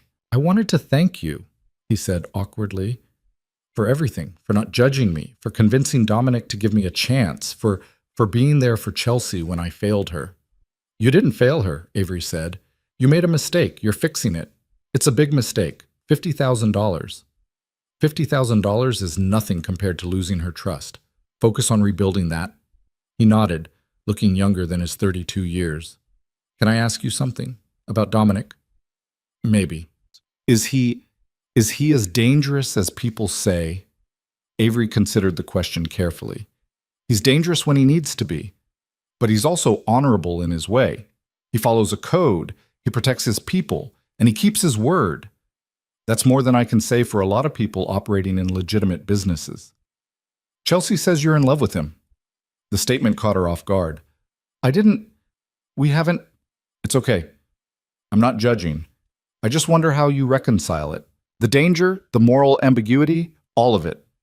Avery was quiet for a moment. Then she said, "I spent 8 years hiding from everything that scared me. Hiding from people, from risk, from the possibility of rejection or pain. It worked. I was safe.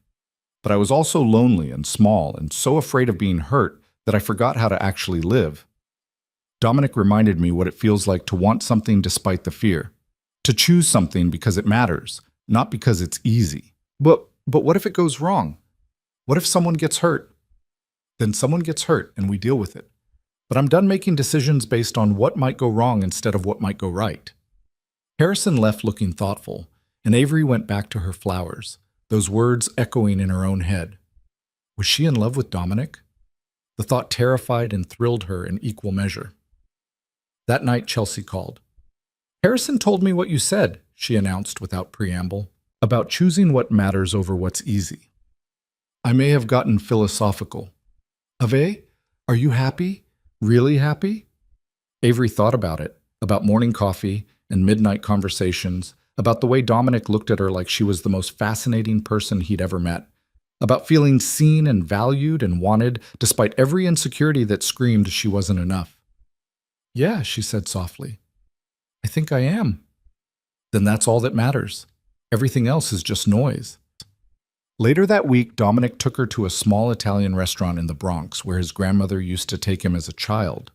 They sat in a corner booth, sharing pasta and wine, and he told her stories about growing up in a world she could barely imagine. "My father used to say that power without purpose is just tyranny," Dominic said, twirling linguine. "That we had responsibilities to the people who depended on us, to the neighborhoods we operated in. He believed in something bigger than just making money." "Do you believe that?" "I try to. It's harder than it sounds. Balancing what's right with what's necessary, what's moral with what keeps people alive." He set down his fork. "But being with you makes me want to be better, to build something that's more than just territory and influence." "What does that look like?" "I don't know yet, but I'm starting to think about legitimate businesses, about transitioning away from the gray areas. It would take years, and it would be dangerous. People don't like change, and there are those who'd see it as weakness. But maybe it's possible. Because of me? Because of what you represent. A life that's bigger than just survival and control. A future that looks different than the past." Avery reached across the table, took his hand. "That's a lot of pressure to put on one person. I'm not putting it on you. I'm saying you make me want to be the kind of man who deserves you. That's different." Walking back to the car, Dominic pulled her into a dark doorway and kissed her like he was memorizing the taste of her, the feel of her, the moment itself. "What was that for?" she asked breathlessly. "For choosing me. For staying. For making me believe that there might be more to life than just the next crisis or the next power play." "Dominic, I'm falling for you, Avery. I probably shouldn't tell you that. It's too soon, too much pressure, too many complications. But I need you to know, I'm falling and I don't want to stop." Her heart hammered against her ribs. She should be careful, should protect herself, should slow this down before it became too much to walk away from. Instead, she said, "Good, because I'm falling too." They stood in that doorway while the city hummed around them, two people from different worlds choosing each other despite every reason not to, and for the first time since the accident 8 years ago, Avery felt like she was exactly where she was supposed to be, for a funeral service. When Chelsea burst through the shop door, her face flushed with distress. "Ava, I need to talk to you, now." Avery set down her shears, concern immediate. "What's wrong? Is it Harrison?" "Yes. No, I mean..." Chelsea pressed her hands to her face. "He's in trouble again. Different kind of trouble this time." They sat in the small office at the back of the shop, and Chelsea pulled out her phone with shaking hands. "Harrison's been getting threats," she said. "Anonymous messages saying he needs to convince Dominic to forgive the debt entirely, that working it off isn't good enough, that he needs to make it disappear." Avery's stomach dropped. "Who's sending them?" "We don't know, but Chelsea's voice cracked. "The last message said if Harrison doesn't make this happen, they'll make sure I regret it. They sent a photo of me leaving my yoga class yesterday. They're watching me." "Have you told Dominic?" "Harrison's terrified to. He thinks Dominic will see it as him being ungrateful, as trying to manipulate the situation. And I don't know what to do. I can't ask you to help because it's not fair to put you in the middle, but I don't know who else to trust." Avery took her friend's hands. "Of course I'll help. Let me talk to Dominic." "Are you sure? I don't want to cause problems between you two." "You're not causing anything. Someone's threatening you. That's what matters." That evening, Avery met Dominic at his penthouse apartment.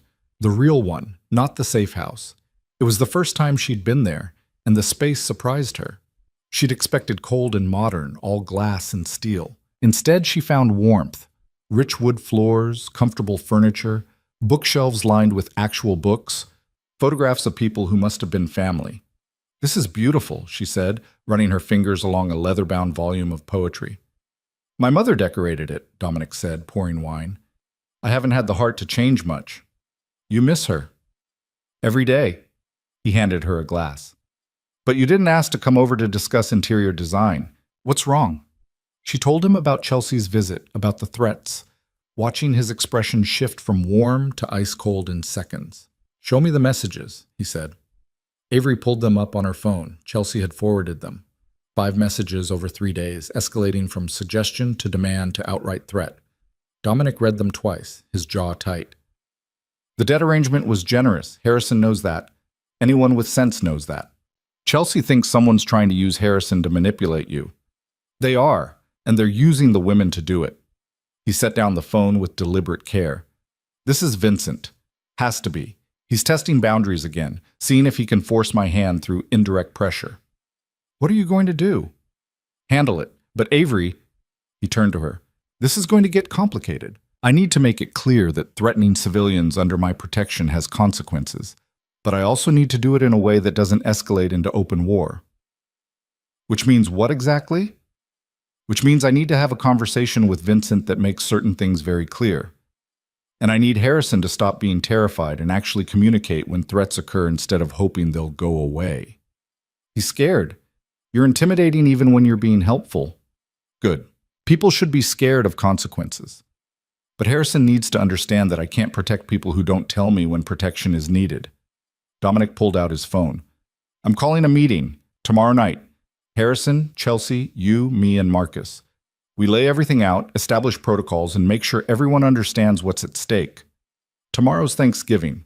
He paused. "Is it? You forgot Thanksgiving?" "I've had a lot on my mind." He set down his phone. "Do you have plans? With Emily?" "We usually have a quiet dinner, nothing elaborate. She's actually spending this year with her boyfriend's family in Connecticut, so I was planning to just—" She stopped, realizing how pathetic it sounded. "Spend it alone?" "Maybe. I don't know. Holidays have been hard since my parents died." Dominic was quiet for a moment, then, "Have Thanksgiving with me. Here, I'll cook. I'm actually not terrible in the kitchen. We can do the meeting in the afternoon, then have dinner, just us." "You want to spend Thanksgiving with me?" "I want to spend most days with you. Thanksgiving seems like a particularly good one." Something warm bloomed in Avery's chest. "Okay. Yes, but I'm helping cook." "Deal." The next afternoon, Harrison and Chelsea arrived at the penthouse looking like they were heading to their own execution. Marcus was already there, and his presence, 6 feet 4 inches of controlled intimidation, didn't help their anxiety. "Sit," Dominic said, his voice neither warm nor cold, businesslike. They sat. Avery positioned herself beside Dominic, a silent show of support. "Harrison," Dominic began, "you're going to show me every threat you've received, all of them, nothing held back." Harrison fumbled with his phone, hands shaking as he pulled up message after message, more than Chelsea had known about, at least a dozen over the past 2 weeks. Dominic read them all, his expression darkening with each one. When he finished, he looked at Harrison with something close to disappointment. "You were going to what? Hope they went away? Pay them off somehow? What exactly was your plan?" "I don't know," Harrison said miserably. "I didn't want to seem ungrateful. You've already done so much, and I thought maybe if you just what? Let them terrorize your wife? Put Avery at risk because these messages reference her too?" He leaned forward. "Let me be very clear about something. When you came under my protection, that meant you communicate threats immediately. Not when it's convenient, not when you figured out a plan, immediately. Because every hour you wait is an hour they have to escalate. I'm sorry. Sorry doesn't keep people safe." Dominic's voice cut like a blade.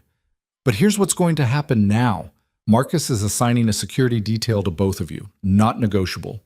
You're going to vary your routines, check in at designated times, and report anything unusual instantly. Understood?" Chelsea spoke up, her voice small. "What about the debt? They want you to forgive it entirely." "The debt stands as is. Dominic said firmly. I'm not making financial concessions because someone's trying to manipulate me through threats. That sets a precedent I can't afford, but he paused. I'm going to make it clear to Vincent Castellano that civilians under my protection are off limits. That will handle the threat. How?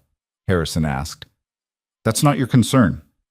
Your concern is showing up to work, making your payments, and keeping your wife safe by following the protocols we established today. They spent the next hour going over security measures, communication protocols, what to do if threats escalated. Marcus was thorough, patient in a way that surprised Avery, explaining everything like he was teaching a class rather than preparing them for danger. When Harrison and Chelsea finally left, with Marcus's team following at a discreet distance, Dominic stood at the window, tension radiating from his shoulders. That was harsh, Avery said quietly. It was necessary. Harrison's a good man, but he's weak when it counts. Weakness gets people killed. He's scared. Then he should have said something sooner. Dominic turned to her. I know that sounds cold, but in my world, hesitation and poor communication are how civilians get caught in crossfire. I need Harrison to understand that. I think he does now. Good. He crossed to her, some of the tension leaving his shoulders. I'm sorry. This isn't how I wanted to spend Thanksgiving afternoon. It's okay. You're protecting my friends. I appreciate that. Even when I'm being harsh? Even then. Someone needs to be the bad cop. It might as well be you. He almost smiled. Come on, let's cook something. I need to do something with my hands that doesn't involve making threats or contingency plans. Cooking with Dominic was a revelation. He moved through the kitchen with the same precision he brought to everything else. But there was joy in it, too. He told her stories about learning to make sauce from his grandmother, about Sunday dinners with extended family that lasted for hours, about food being the one place where his world felt normal. My mother used to say that anyone who cooks with love can't be completely lost, he said, stirring risotto with careful attention. Even when I was neck deep in the family business, doing things I'm not proud of, I'd come home and cook. It kept me tethered to something human. Avery chopped vegetables, watching him work. Do you think about leaving? Walking away from all of it? Sometimes. More now than before. He glanced at her. You make me think about different futures, quieter ones. But you can't just walk away. No. There are too many people who depend on the organization, too many obligations and rivalries that would turn violent if leadership changed hands incorrectly.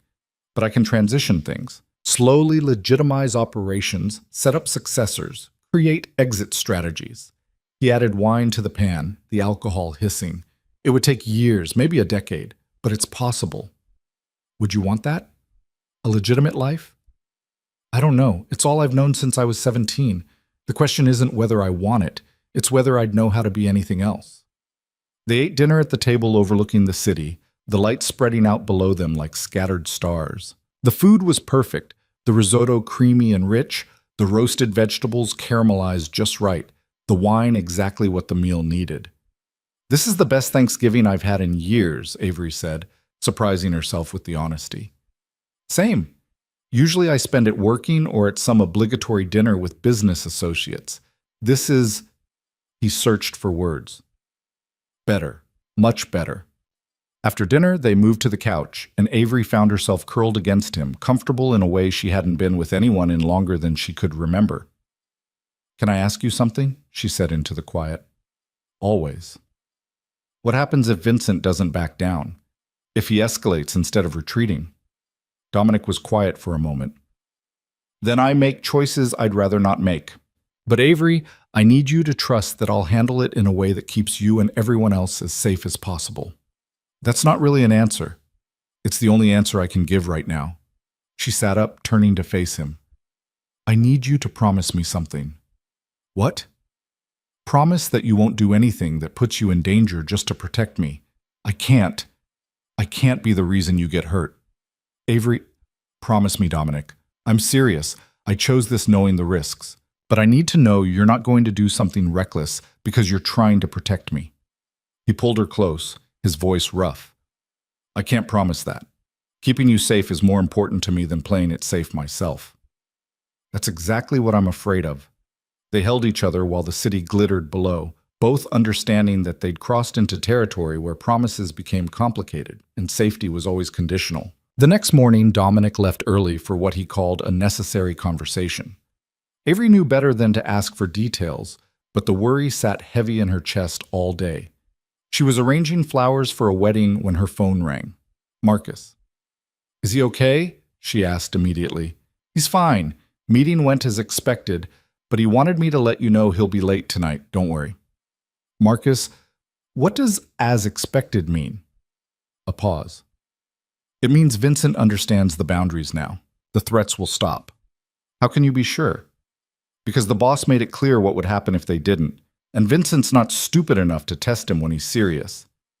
After Marcus hung up, Avery tried to focus on work, but her mind kept circling back to what made it clear meant, what consequences Dominic had threatened, what price he might have paid to keep her safe.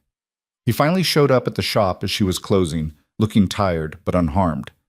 "It's done," he said simply. "What's done?" "The threat. Vincent's called off his nephew, issued an order that civilians connected to me are off limits. Harrison and Chelsea can breathe easier." "What did you have to give up?" "Nothing I'll miss." He pulled her into his arms. "Stop worrying. I'm fine. You're safe. Everyone's safe." But Avery noticed the tension in his shoulders, the careful way he moved like something hurt. When she pressed, he admitted to a minor disagreement that got physical, but refused to elaborate. That night, lying in her bed with Dominic beside her, Avery found herself struggling with the reality of loving someone whose protection came with violence she couldn't see but could imagine all too well. "Talk to me," Dominic said into the darkness. "I can hear you thinking. I'm trying to reconcile the man who cooks risotto with the man who does whatever you did today to make Vincent back down. They're the same man. I wish I could separate them for you, make it cleaner, but that's who I am, someone who will make you dinner and then go make threats that keep you safe. Both things are true." "I know, sometimes it's hard to hold both truths at once." He turned to face her. "Do you want me to lie? Pretend I handled it with conversation and rational negotiation?" "No, I want the truth. I just wish the truth was simpler." "So do I." He touched her face gently. "But this is what loving me looks like. Complicated truths and hard choices, and knowing that sometimes I do dark things for good reasons. And if I can't reconcile that, then you tell me, and we figure out what comes next. But don't suffer in silence trying to force yourself to be okay with something you're not okay with." Avery thought about that, about the freedom to struggle with the complications rather than pretending they didn't exist. "I'm okay," she said finally. "Not perfectly okay, but okay enough. I just need time to process sometimes." "Take all the time you need. I'm not going anywhere." The weeks leading up to Christmas brought an unexpected peace. The threat stopped. Harrison settled into his job with a dedication that surprised everyone, and Chelsea began to relax again. The security measures became routine rather than intrusive, and life found a new equilibrium. Dominic and Avery fell deeper into each other, their relationship settling into comfortable rhythms.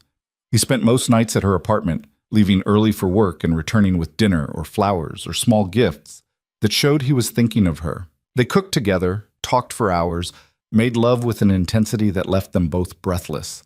Emily approved fully, especially after Dominic quietly arranged for her law school loans to be restructured at a better interest rate through one of his legitimate business contacts. "You don't have to buy my approval," Emily told him over breakfast one morning. "I'm not buying anything," Dominic replied evenly. "You're brilliant and hardworking, and you shouldn't be buried under predatory loans. I had the ability to help, so I did. Still, thank you. Thank your sister. She's made me want to be the kind of man who helps instead of exploits." The only shadow came from Chelsea, who showed up at the shop 3 days before Christmas with news that stopped Avery's heart. "Harrison's debt is paid off," she said, her voice strangely flat. "That's wonderful. How?" Dominic forgave the rest of it. "Just wiped it clean," said Harrison had proven himself and the debt was satisfied. Avery set down the holly she was arranging. "Why do you sound upset? This is good news." "Is it? Or is it Dominic making a gesture because you asked him to?" "I didn't ask him to do anything." "Not directly, but Av." Chelsea sat down heavily. "I can't tell if we're free of this or if we're even more indebted now. if this is kindness or strategy. And I hate that I can't tell the difference anymore. Have you talked to Harrison about this? He's thrilled.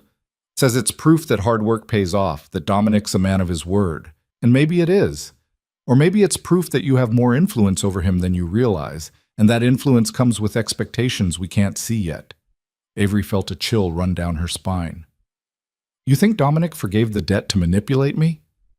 I think Dominic does everything for a reason, and I think you being happy is important to him. Important enough to make a $50,000 gesture. That's incredibly cynical. Maybe. Or maybe it's realistic about the kind of man he is. Chelsea stood, her expression softening. I love you, Ave, and I'm grateful for everything Dominic's done, for you being there when I needed you. But I also worry that you're so focused on seeing the best in him that you're not seeing the whole picture. After Chelsea left, Avery sat among her flowers and tried to sort through the confusion. Was the debt forgiveness a gift? A manipulation? Both? Neither? That night she confronted Dominic directly. You forgave Harrison's debt. I did. He didn't look up from the pasta he was making. Why? Because he'd worked hard, proved himself trustworthy, and keeping him financially obligated to me served no purpose. Chelsea thinks you did it because of me, to make me happy. Now he did look up. Would that be so terrible? Using my position to make the woman I love happy? The casual admission, woman I love, should have melted her. Instead, it crystallized her concern. It would be if you're doing it expecting something in return, she said carefully, or if you're building up some kind of debt I don't know about. Dominic set down his spoon, his full attention on her now. You think I'm manipulating you? I think you're used to transactions, to every gesture serving multiple purposes. And I need to know, was forgiving Harrison's debt about helping my friends, or was it about influencing me? Both, he said simply. I genuinely believe Harrison earned it, but yes, part of my decision was knowing it would ease your worry and make Chelsea trust me more. Does that make it manipulation? I don't know. Does it? Avery, everything I do serves multiple purposes. That's how I've survived in my world for 18 years. But that doesn't make my feelings for you transactional. He crossed to her, his voice intense. I love you. Not because it's strategic, not because you're useful to me, but because you make me want to be better than I am. The debt forgiveness? Yes, it made strategic sense. But I also did it because I wanted to give you something that mattered. Both things can be true. How do I know when your gestures are genuine versus when they're strategy? You ask me, like you're doing now, and I'll always tell you the truth, even when it's complicated. He took her hands. I'm not going to pretend I don't think strategically, but my feelings for you aren't strategy. They're the least strategic thing in my life. Avery looked at him, this complicated man who'd brought light back into her carefully darkened world, and made a choice to trust. Okay, she said. I believe you. Just like that? Not just like that, but I'm choosing to believe you because the alternative is spending our relationship looking for ulterior motives in every kindness, and I don't want to live like that. He pulled her close, and she felt him exhale like he'd been holding his breath. Thank you, he said into her hair, for trusting me, for asking hard questions, for not letting me get away with easy answers. Someone has to keep you honest. You do that just by existing. Christmas came quietly. Emily returned from Connecticut full of stories about her boyfriend's chaotic family. Chelsea and Harrison hosted a small dinner party where Harrison seemed lighter than he had in months. The weight of debt finally lifted. Dominic gave Avery a vintage botanical print she'd admired at an antique store months ago, proof that he remembered small details, small moments. She gave him a leather-bound journal, empty pages waiting to be filled. For what? He asked, running his fingers over the cover. For the life you want to build. The one that's different from the one you inherited. You told me you think about quieter futures. This is for planning that future. He looked at her with such raw emotion that she had to glance away. I don't deserve you, he said quietly.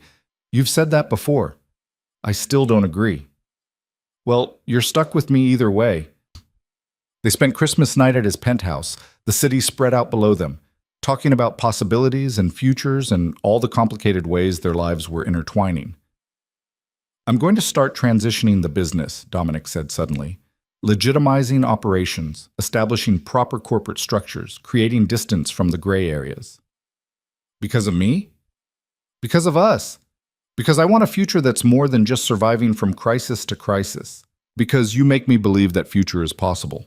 He turned to her. It won't be quick, and it won't be safe. People will resist change. We'll see it as weakness. But I'm going to do it anyway. Dominic, I'm not asking you to change your entire life. I know. But I'm choosing to anyway. For me, for you, for whatever we're building together. He pulled out a small box, and Avery's breath caught. But instead of a ring, it held a key. It's not what you think, he said quickly. It's a key to this apartment. I want you to have a place here, not asking you to move in, not yet, but asking you to have somewhere that's ours, where you can be whenever you want. Avery took the key, the metal warm from his hand. This is a big step. I know, but I'm done taking small steps with you. I'm done pretending this is casual or temporary.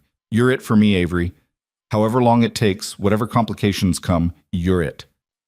She kissed him then, pouring everything she couldn't say into the kiss, her love, her fear, her hope, her trust. I'm it for you too, she whispered against his lips. Complications and all. They made love slowly that night, a promise sealed in touch and breath and whispered words. And when Avery fell asleep in his arms, she dreamed not of the past, but of the future they were building together, complicated, imperfect, and absolutely real. The new year arrived with unexpected gentleness, like the city itself had decided to give them a moment of peace before the next storm. Avery spent New Year's Eve at Dominic's penthouse, watching fireworks explode over the harbor, while he held her close and whispered plans for a future that felt increasingly possible. January brought bitter cold and the slow, steady work of building something real. Dominic was true to his word about transitioning the business. Avery could see it in the late-night meetings that shifted from his usual associates to lawyers and accountants, in the way he talked about corporate structures and legitimate investments with an intensity that matched how he used to discuss territory disputes. I'm setting up a foundation, he told her one morning over coffee at the shop, for families affected by violence, scholarships, counseling services, job training, using some of the family money for something that actually helps people. That's incredible, Avery said, genuinely moved. What made you think of it? You did. The way you rebuilt after your accident, the way you help Emily, the way you create beautiful things instead of destructive ones. I want to do something like that. Build instead of just control. She kissed him, tasting coffee and promise. I'm proud of you. Don't be proud yet. It's going to take years to fully legitimize everything, and there are people who won't like it. He was right about that. The resistance came in mid-February, brutal and calculated. Avery was working late at the shop, putting the finishing touches on arrangements for a Valentine's Day wedding when Marcus appeared at the door. We need to go, he said, his voice tight with urgency. Now! What happened? The boss. There's been an incident. Terror flooded through her. Is he? He's alive, but we need to move. In the car, Marcus explained with clipped efficiency.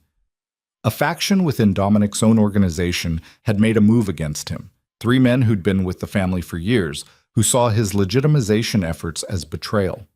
They'd ambushed him leaving a meeting, and while Dominic's security had handled the immediate threat, one of the attackers had gotten close enough to do damage. How bad?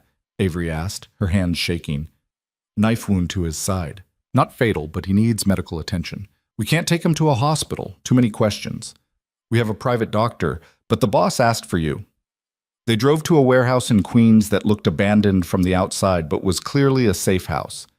Inside, organized chaos, men with weapons, someone barking orders, and in a back room, Dominic sitting on a table while a doctor worked on his side. His shirt was off, blood staining his skin, and when he saw Avery, relief flooded his face despite the obvious pain. You came, he said. Of course I came. She crossed to him, careful not to interfere with the doctor's work. What the hell happened? Internal disagreement that got physical, he said through gritted teeth as the doctor stitched. I'm fine. You're not fine, you're bleeding. I've had worse. The doctor, an older man with steady hands and a professional detachment, spoke without looking up. 14 stitches. You got lucky. Another inch, and we'd be having a different conversation. When the doctor finally finished and left them alone, Avery took Dominic's hand carefully, mindful of his injury. "Tell me the truth," she said. "How bad is this?" Dominic was quiet for a moment, then, "3 of my senior people just tried to kill me. They're not isolated actors. They represent a faction that thinks I've gone soft, that the legitimization is weakness. This was a message." "What kind of message?" "That there will be consequences for changing the way things have always been done. That loyalty has limits." He winced as he shifted position. "I handled the immediate threat. But Avery, this is what I warned you about. This is the danger that comes with trying to change things." "What are you going to do?" "What I have to do. Demonstrate that betrayal has consequences. Make it clear that my authority isn't negotiable." His voice was hard, colder than she'd ever heard it. "It won't be pretty." "Will it be violent?" "Yes." The simple honesty was somehow worse than evasion would have been. Avery felt the weight of it settle over her. This was the reality of loving someone who operated in a world where violence was language and power was currency. "I need you to go home," Dominic said gently. "This is going to get complicated, and I need to know you're safe while I handle it. I'm not leaving you when you're hurt." "I'm not asking. Marcus will take you home, post-security, and I'll come to you when this is resolved." "Dominic?" He pulled her close despite the obvious pain it caused him. "Please. I can handle a lot of things, but I can't handle worrying about your safety while I'm dealing with this. Let me do what I need to do, knowing you're protected." Well, it went against every instinct she had, but Avery recognized the truth. She would be a liability here, a distraction he couldn't afford. "Okay," she said finally, "but you call me. You let me know you're alive and safe. Promise me." "I promise." She kissed him carefully, tasting blood and fear and desperate hope, then let Marcus lead her away. The next 72 hours were the longest of Avery's life. Dominic called twice, brief, clipped conversations that told her he was alive but gave no details. Emily stayed with her, a steady presence, while Avery tried and failed to focus on work, on normalcy, on anything except the sick worry that churned in her stomach. Chelsea called on the second day. "Harrison said there's trouble in Dominic's organization. Is everything okay?" "I don't know," Avery admitted. "He's handling it, but he won't tell me details." "Are you safe?" "Marcus has people watching the building. We're fine." "Ave, maybe you should—" Chelsea paused. "Never mind." "Say it." "Maybe you should think about whether this is sustainable. Loving someone whose world involves this much danger, this much violence you can't see but can imagine all too well." "I've thought about it every day since we started this," Avery said quietly. "I'm still here." "I know. I just worry about you." "I know, but this is my choice, Chels. Complicated and scary as it is, it's my choice." On the third day, Dominic finally came home, or to her apartment, which had become home in the months they'd been together. He looked exhausted, moving carefully because of the stitches, but alive and whole. Avery pulled him inside, checked him over with frantic hands, satisfied herself that he was truly okay. "It's handled," he said when she finally let him speak. "The faction's been dealt with. The rest of the organization understands that the changes are happening whether they like it or not." "How did you deal with them?" "Do you really want to know?" She thought about it, really thought about it. Did she want the details of what dealt with meant? The specifics of violence carried out in her name for her safety? "No," she said finally. "I don't. But I need to know. Did you do things you can't come back from? Things that make the legitimization impossible?" "No. I handled it in a way that reinforces authority without undermining the long-term goals. But Avery," he took her hands, "I won't lie to you. People were hurt. Decisions were made that I'm not proud of. This is who I am when threats emerge. This is what protecting what's mine looks like." "I know." She did know, had known from the beginning. "Are you okay?" The question seemed to surprise him. "I'm alive." The bleeding stopped. "I'll heal." "That's not what I asked. Are you okay? Emotionally, mentally, in all the ways that matter beyond the physical?" He pulled her close, and she felt him exhale shakily. "I don't know. I've done things this week that—" He stopped. I don't know how to reconcile the man who wants to build foundations and legitimize businesses with the man who just did what I did. I don't know how you reconcile them. The same way I've been reconciling them since we met, Avery said, by understanding that you contain multitudes, that you can be both violent and gentle, strategic and sincere, dark and light. You're not one thing, Dominic. You're everything at once. That's very generous. It's very honest. She pulled back to look at him. I'm not naive about who you are, but I also refuse to reduce you to just the dark parts. You're more than that. We're more than that. They held each other while the city hummed beyond her windows, two people choosing each other despite every complication, every danger, every reason to walk away. Over the next weeks, life slowly normalized again. Dominic's wound healed cleanly. The organization stabilized under his renewed authority. The legitimization efforts continued, slower now, but steady, and Avery's shop thrived. In March, she hired her first employee, a young woman named Sarah who had an eye for design and desperately needed a second chance after a rough few years. In April, she expanded into the space next door, doubling her square footage and inventory. You're building an empire, Dominic teased one evening while helping her arrange the new space. Hardly, just a slightly bigger shop. It's more than that. You're creating something that lasts, something that helps people. Sarah, your customers, everyone who walks in and leaves with beauty in their hands. You sound proud. I am proud. You took something small and scared and you grew it into something confident and thriving. That takes courage. She looked at him, this complicated man who'd helped her find that courage, and felt overwhelming gratitude mixed with love so deep it sometimes frightened her. Thank you, she said. For what? For seeing me, for making me want to be seen, for helping me remember that I'm more than my scars. Avery, you were always more than your scars. I just helped you remember.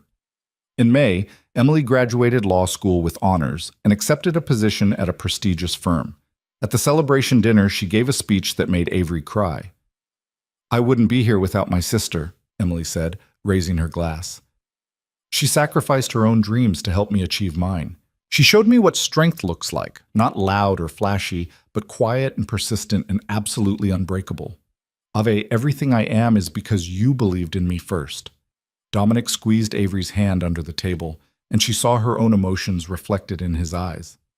Later, as they walked through the city, Dominic said, She's right, you know, about your strength. You don't see it because you're living it, but everyone else does. I don't feel strong. Well, strength isn't about feeling confident. It's about doing hard things despite the fear. You do that every day. So do you. We're quite a pair then? Yes, Avery said, stopping to kiss him under a streetlight. We are. The real test came in June. Dominic had been planning a major charity gala, the launch of his foundation, the first public step in his legitimization efforts. It was being held at the plaza, with society figures and business leaders and politicians all in attendance. A coming out party for the new Dominic Russo, the philanthropist rather than the crime boss. I want you there, he told Avery, by my side, officially. Dominic, that's public. That puts a spotlight on me. I know, and I know it's asking a lot, but Avery, I don't want to do this without you. You're the reason I'm doing any of this. Having you beside me would mean everything. She thought about it, really thought about it. Going public meant stepping fully into his world, meant being photographed and scrutinized, meant standing in a room full of people with her scar visible and her connection to Dominic obvious. It terrified her. It also felt right. Okay, she said, I'll be there. The night of the gala, Avery stood in front of her mirror and faced herself fully. She wore a deep emerald dress that Emily had helped her choose, elegant, sophisticated, nothing to hide behind. Her hair was up in a sleek bun, her scar completely visible. For 8 years she'd hidden. Tonight, she would be seen. Chelsea arrived to help with final preparations, and when she saw Avery, her eyes filled with tears. Ave, you look beautiful, stunning. I look terrified. You look brave. There's a difference. Dominic picked her up in the town car, and when he saw her, he stopped breathing for a moment. Avery, he said, his voice rough. You're visible, she finished. No hiding tonight. You were never someone who should hide. At the plaza, cameras flashed as they arrived. Avery felt exposed, vulnerable, every insecurity screaming that people were staring at her scar, judging her, wondering what someone like Dominic Russo was doing with someone like her. But Dominic kept her hand firmly in his, introducing her to everyone they met with genuine pride. Not as an accessory or an afterthought, but as a partner, someone who mattered. Avery runs the most talented flower shop in Brooklyn, he told a senator. She designed all the centerpieces tonight. Avery has an incredible eye for beauty, he told a business magnate. She sees things other people miss. Avery makes me want to be better than I am, he told a journalist who asked about his inspiration for the foundation. Halfway through the evening, they stood at the bar while Dominic fielded another round of congratulations. A woman approached, elegant, severe, clearly someone used to getting her way. "Mr. Russo," she said, her smile sharp. "What a lovely event, and this must be—" Her eyes raked over Avery, lingering on the scar with obvious curiosity.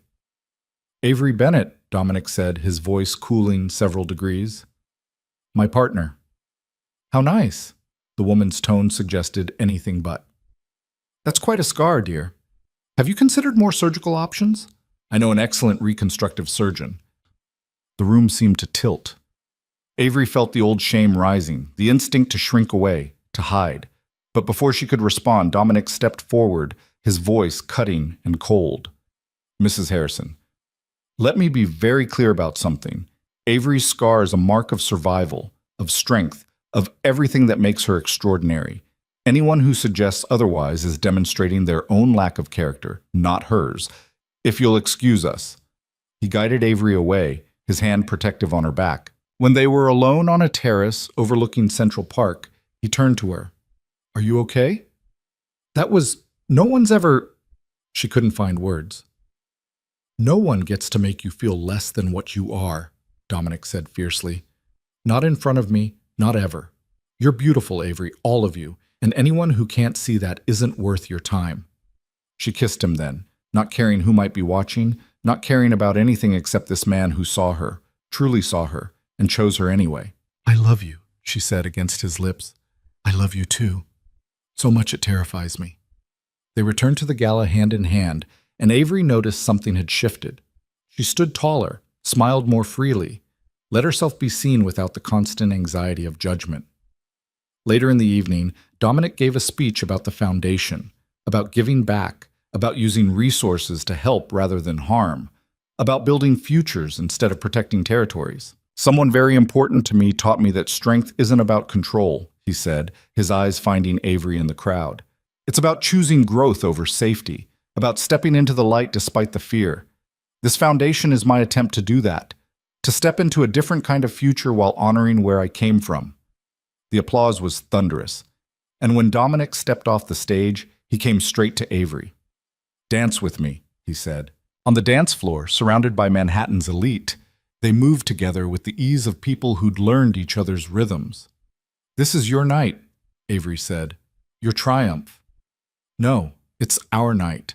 I couldn't have done any of this without you." "That's not true." "It is.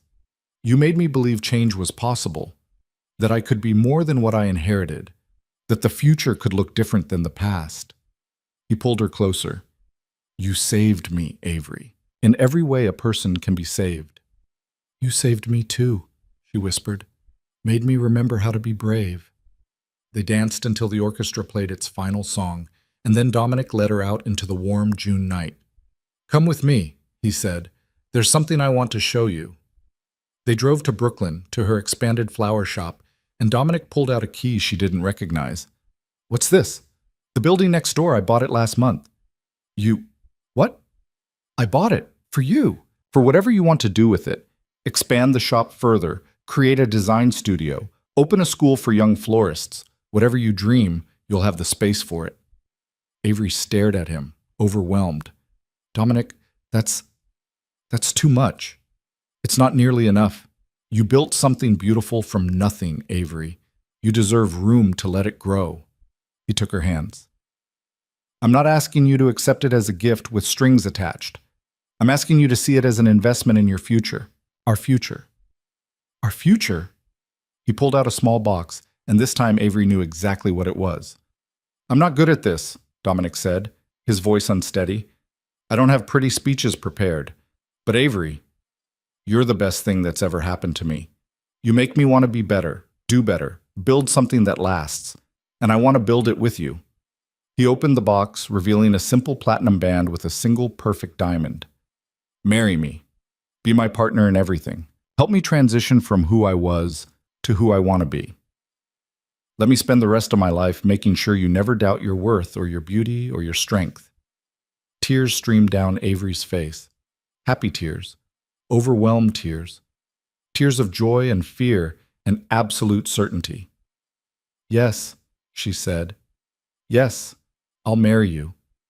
He slipped the ring on her finger and kissed her like they had all the time in the world, like nothing existed except this moment, this choice, this future they were building together. I'm still going to be complicated, he warned. Still going to have hard days and difficult choices. The transition will take years.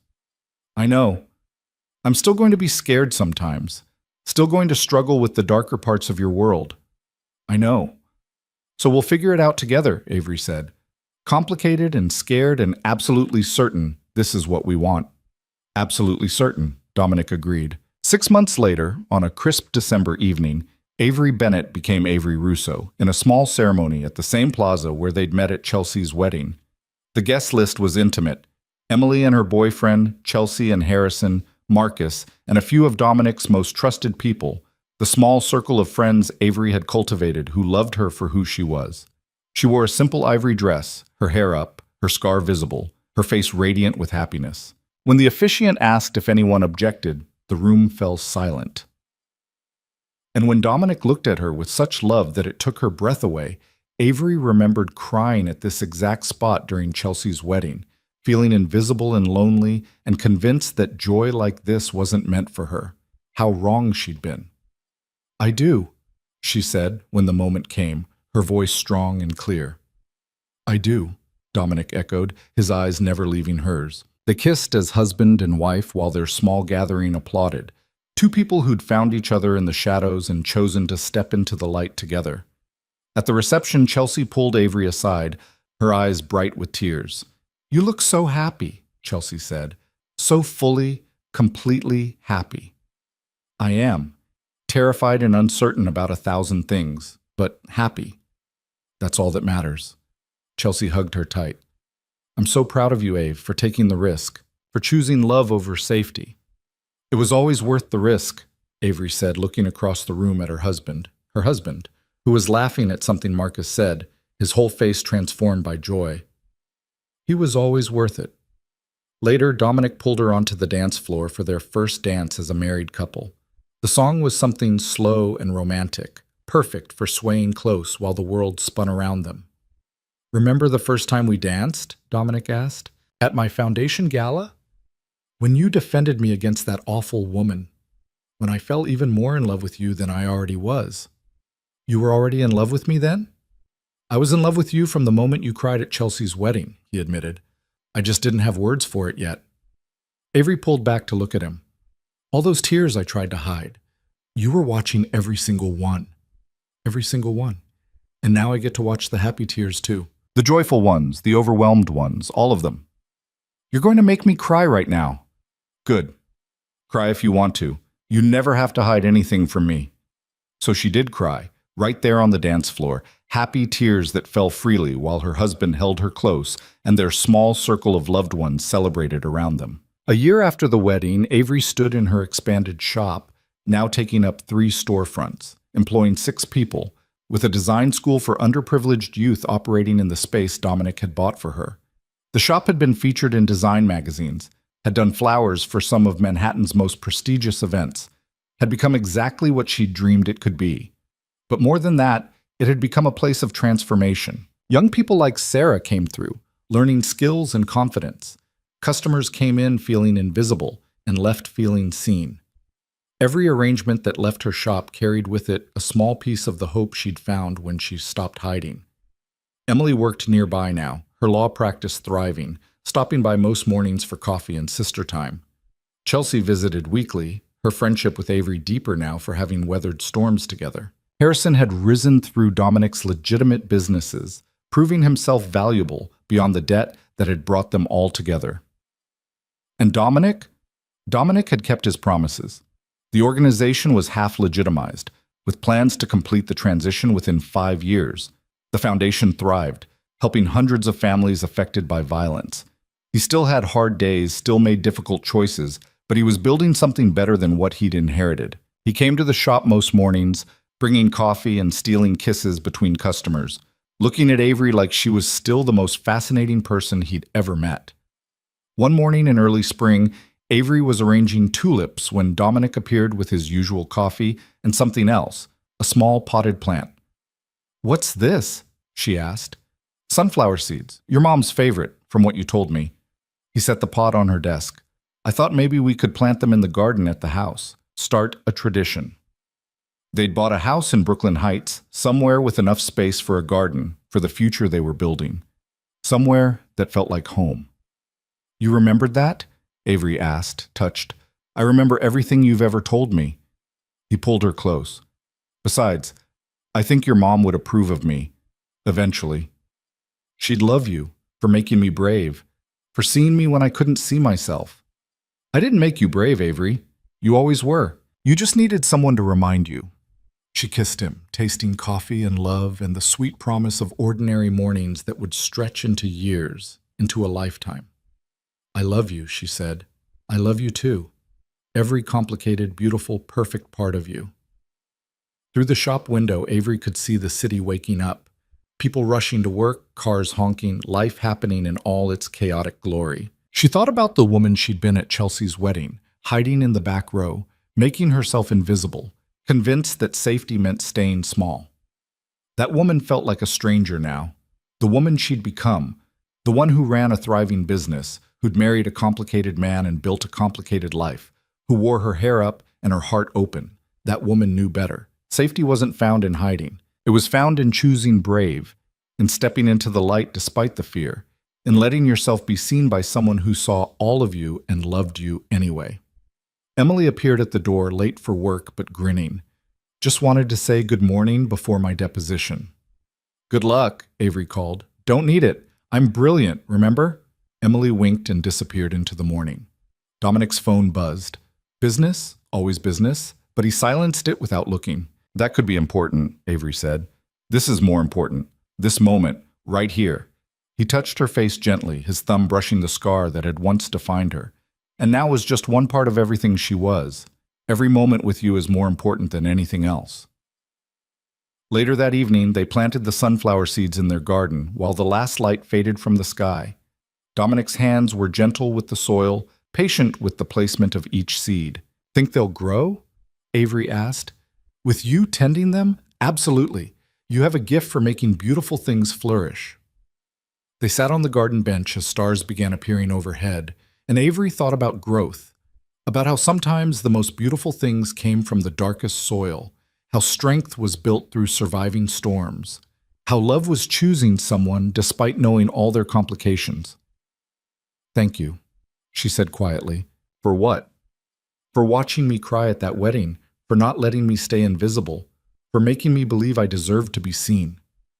Thank you for letting me see you, for trusting me with all the parts you'd hidden away, for making me believe I could be more than what I inherited." They sat in comfortable silence, two people who'd found each other in the shadows and chosen to build their lives in the light, and Avery knew with absolute certainty that every risk had been worth it, every fear had been worth facing, every tear, the sad ones and the happy ones, had led her exactly where she was meant to be. Home. Seen. Loved. Whole. The girl who used to hide her face had learned to lift her chin, to meet the world's gaze without flinching, to stand in the light and claim her space in it. And the man who'd built his life on control had learned to surrender to something bigger, to love, to hope, to the messy, complicated, absolutely beautiful future they were creating together. As the last light faded and the city lights began their nightly dance across the sky, Dominic pulled Avery close and she rested her head on his shoulder, feeling the steady beat of his heart, the warmth of his arms, the absolute rightness of this moment. "Happy?" he asked softly.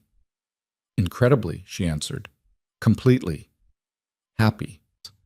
And under the spring stars, surrounded by the garden they'd planted and the life they'd built, Avery Bennett Russo smiled, fully, freely, without hiding a single part of herself, and knew that this was what brave looked like.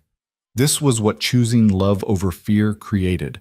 This was what happened when you stopped hiding your face and started living your life. This was everything.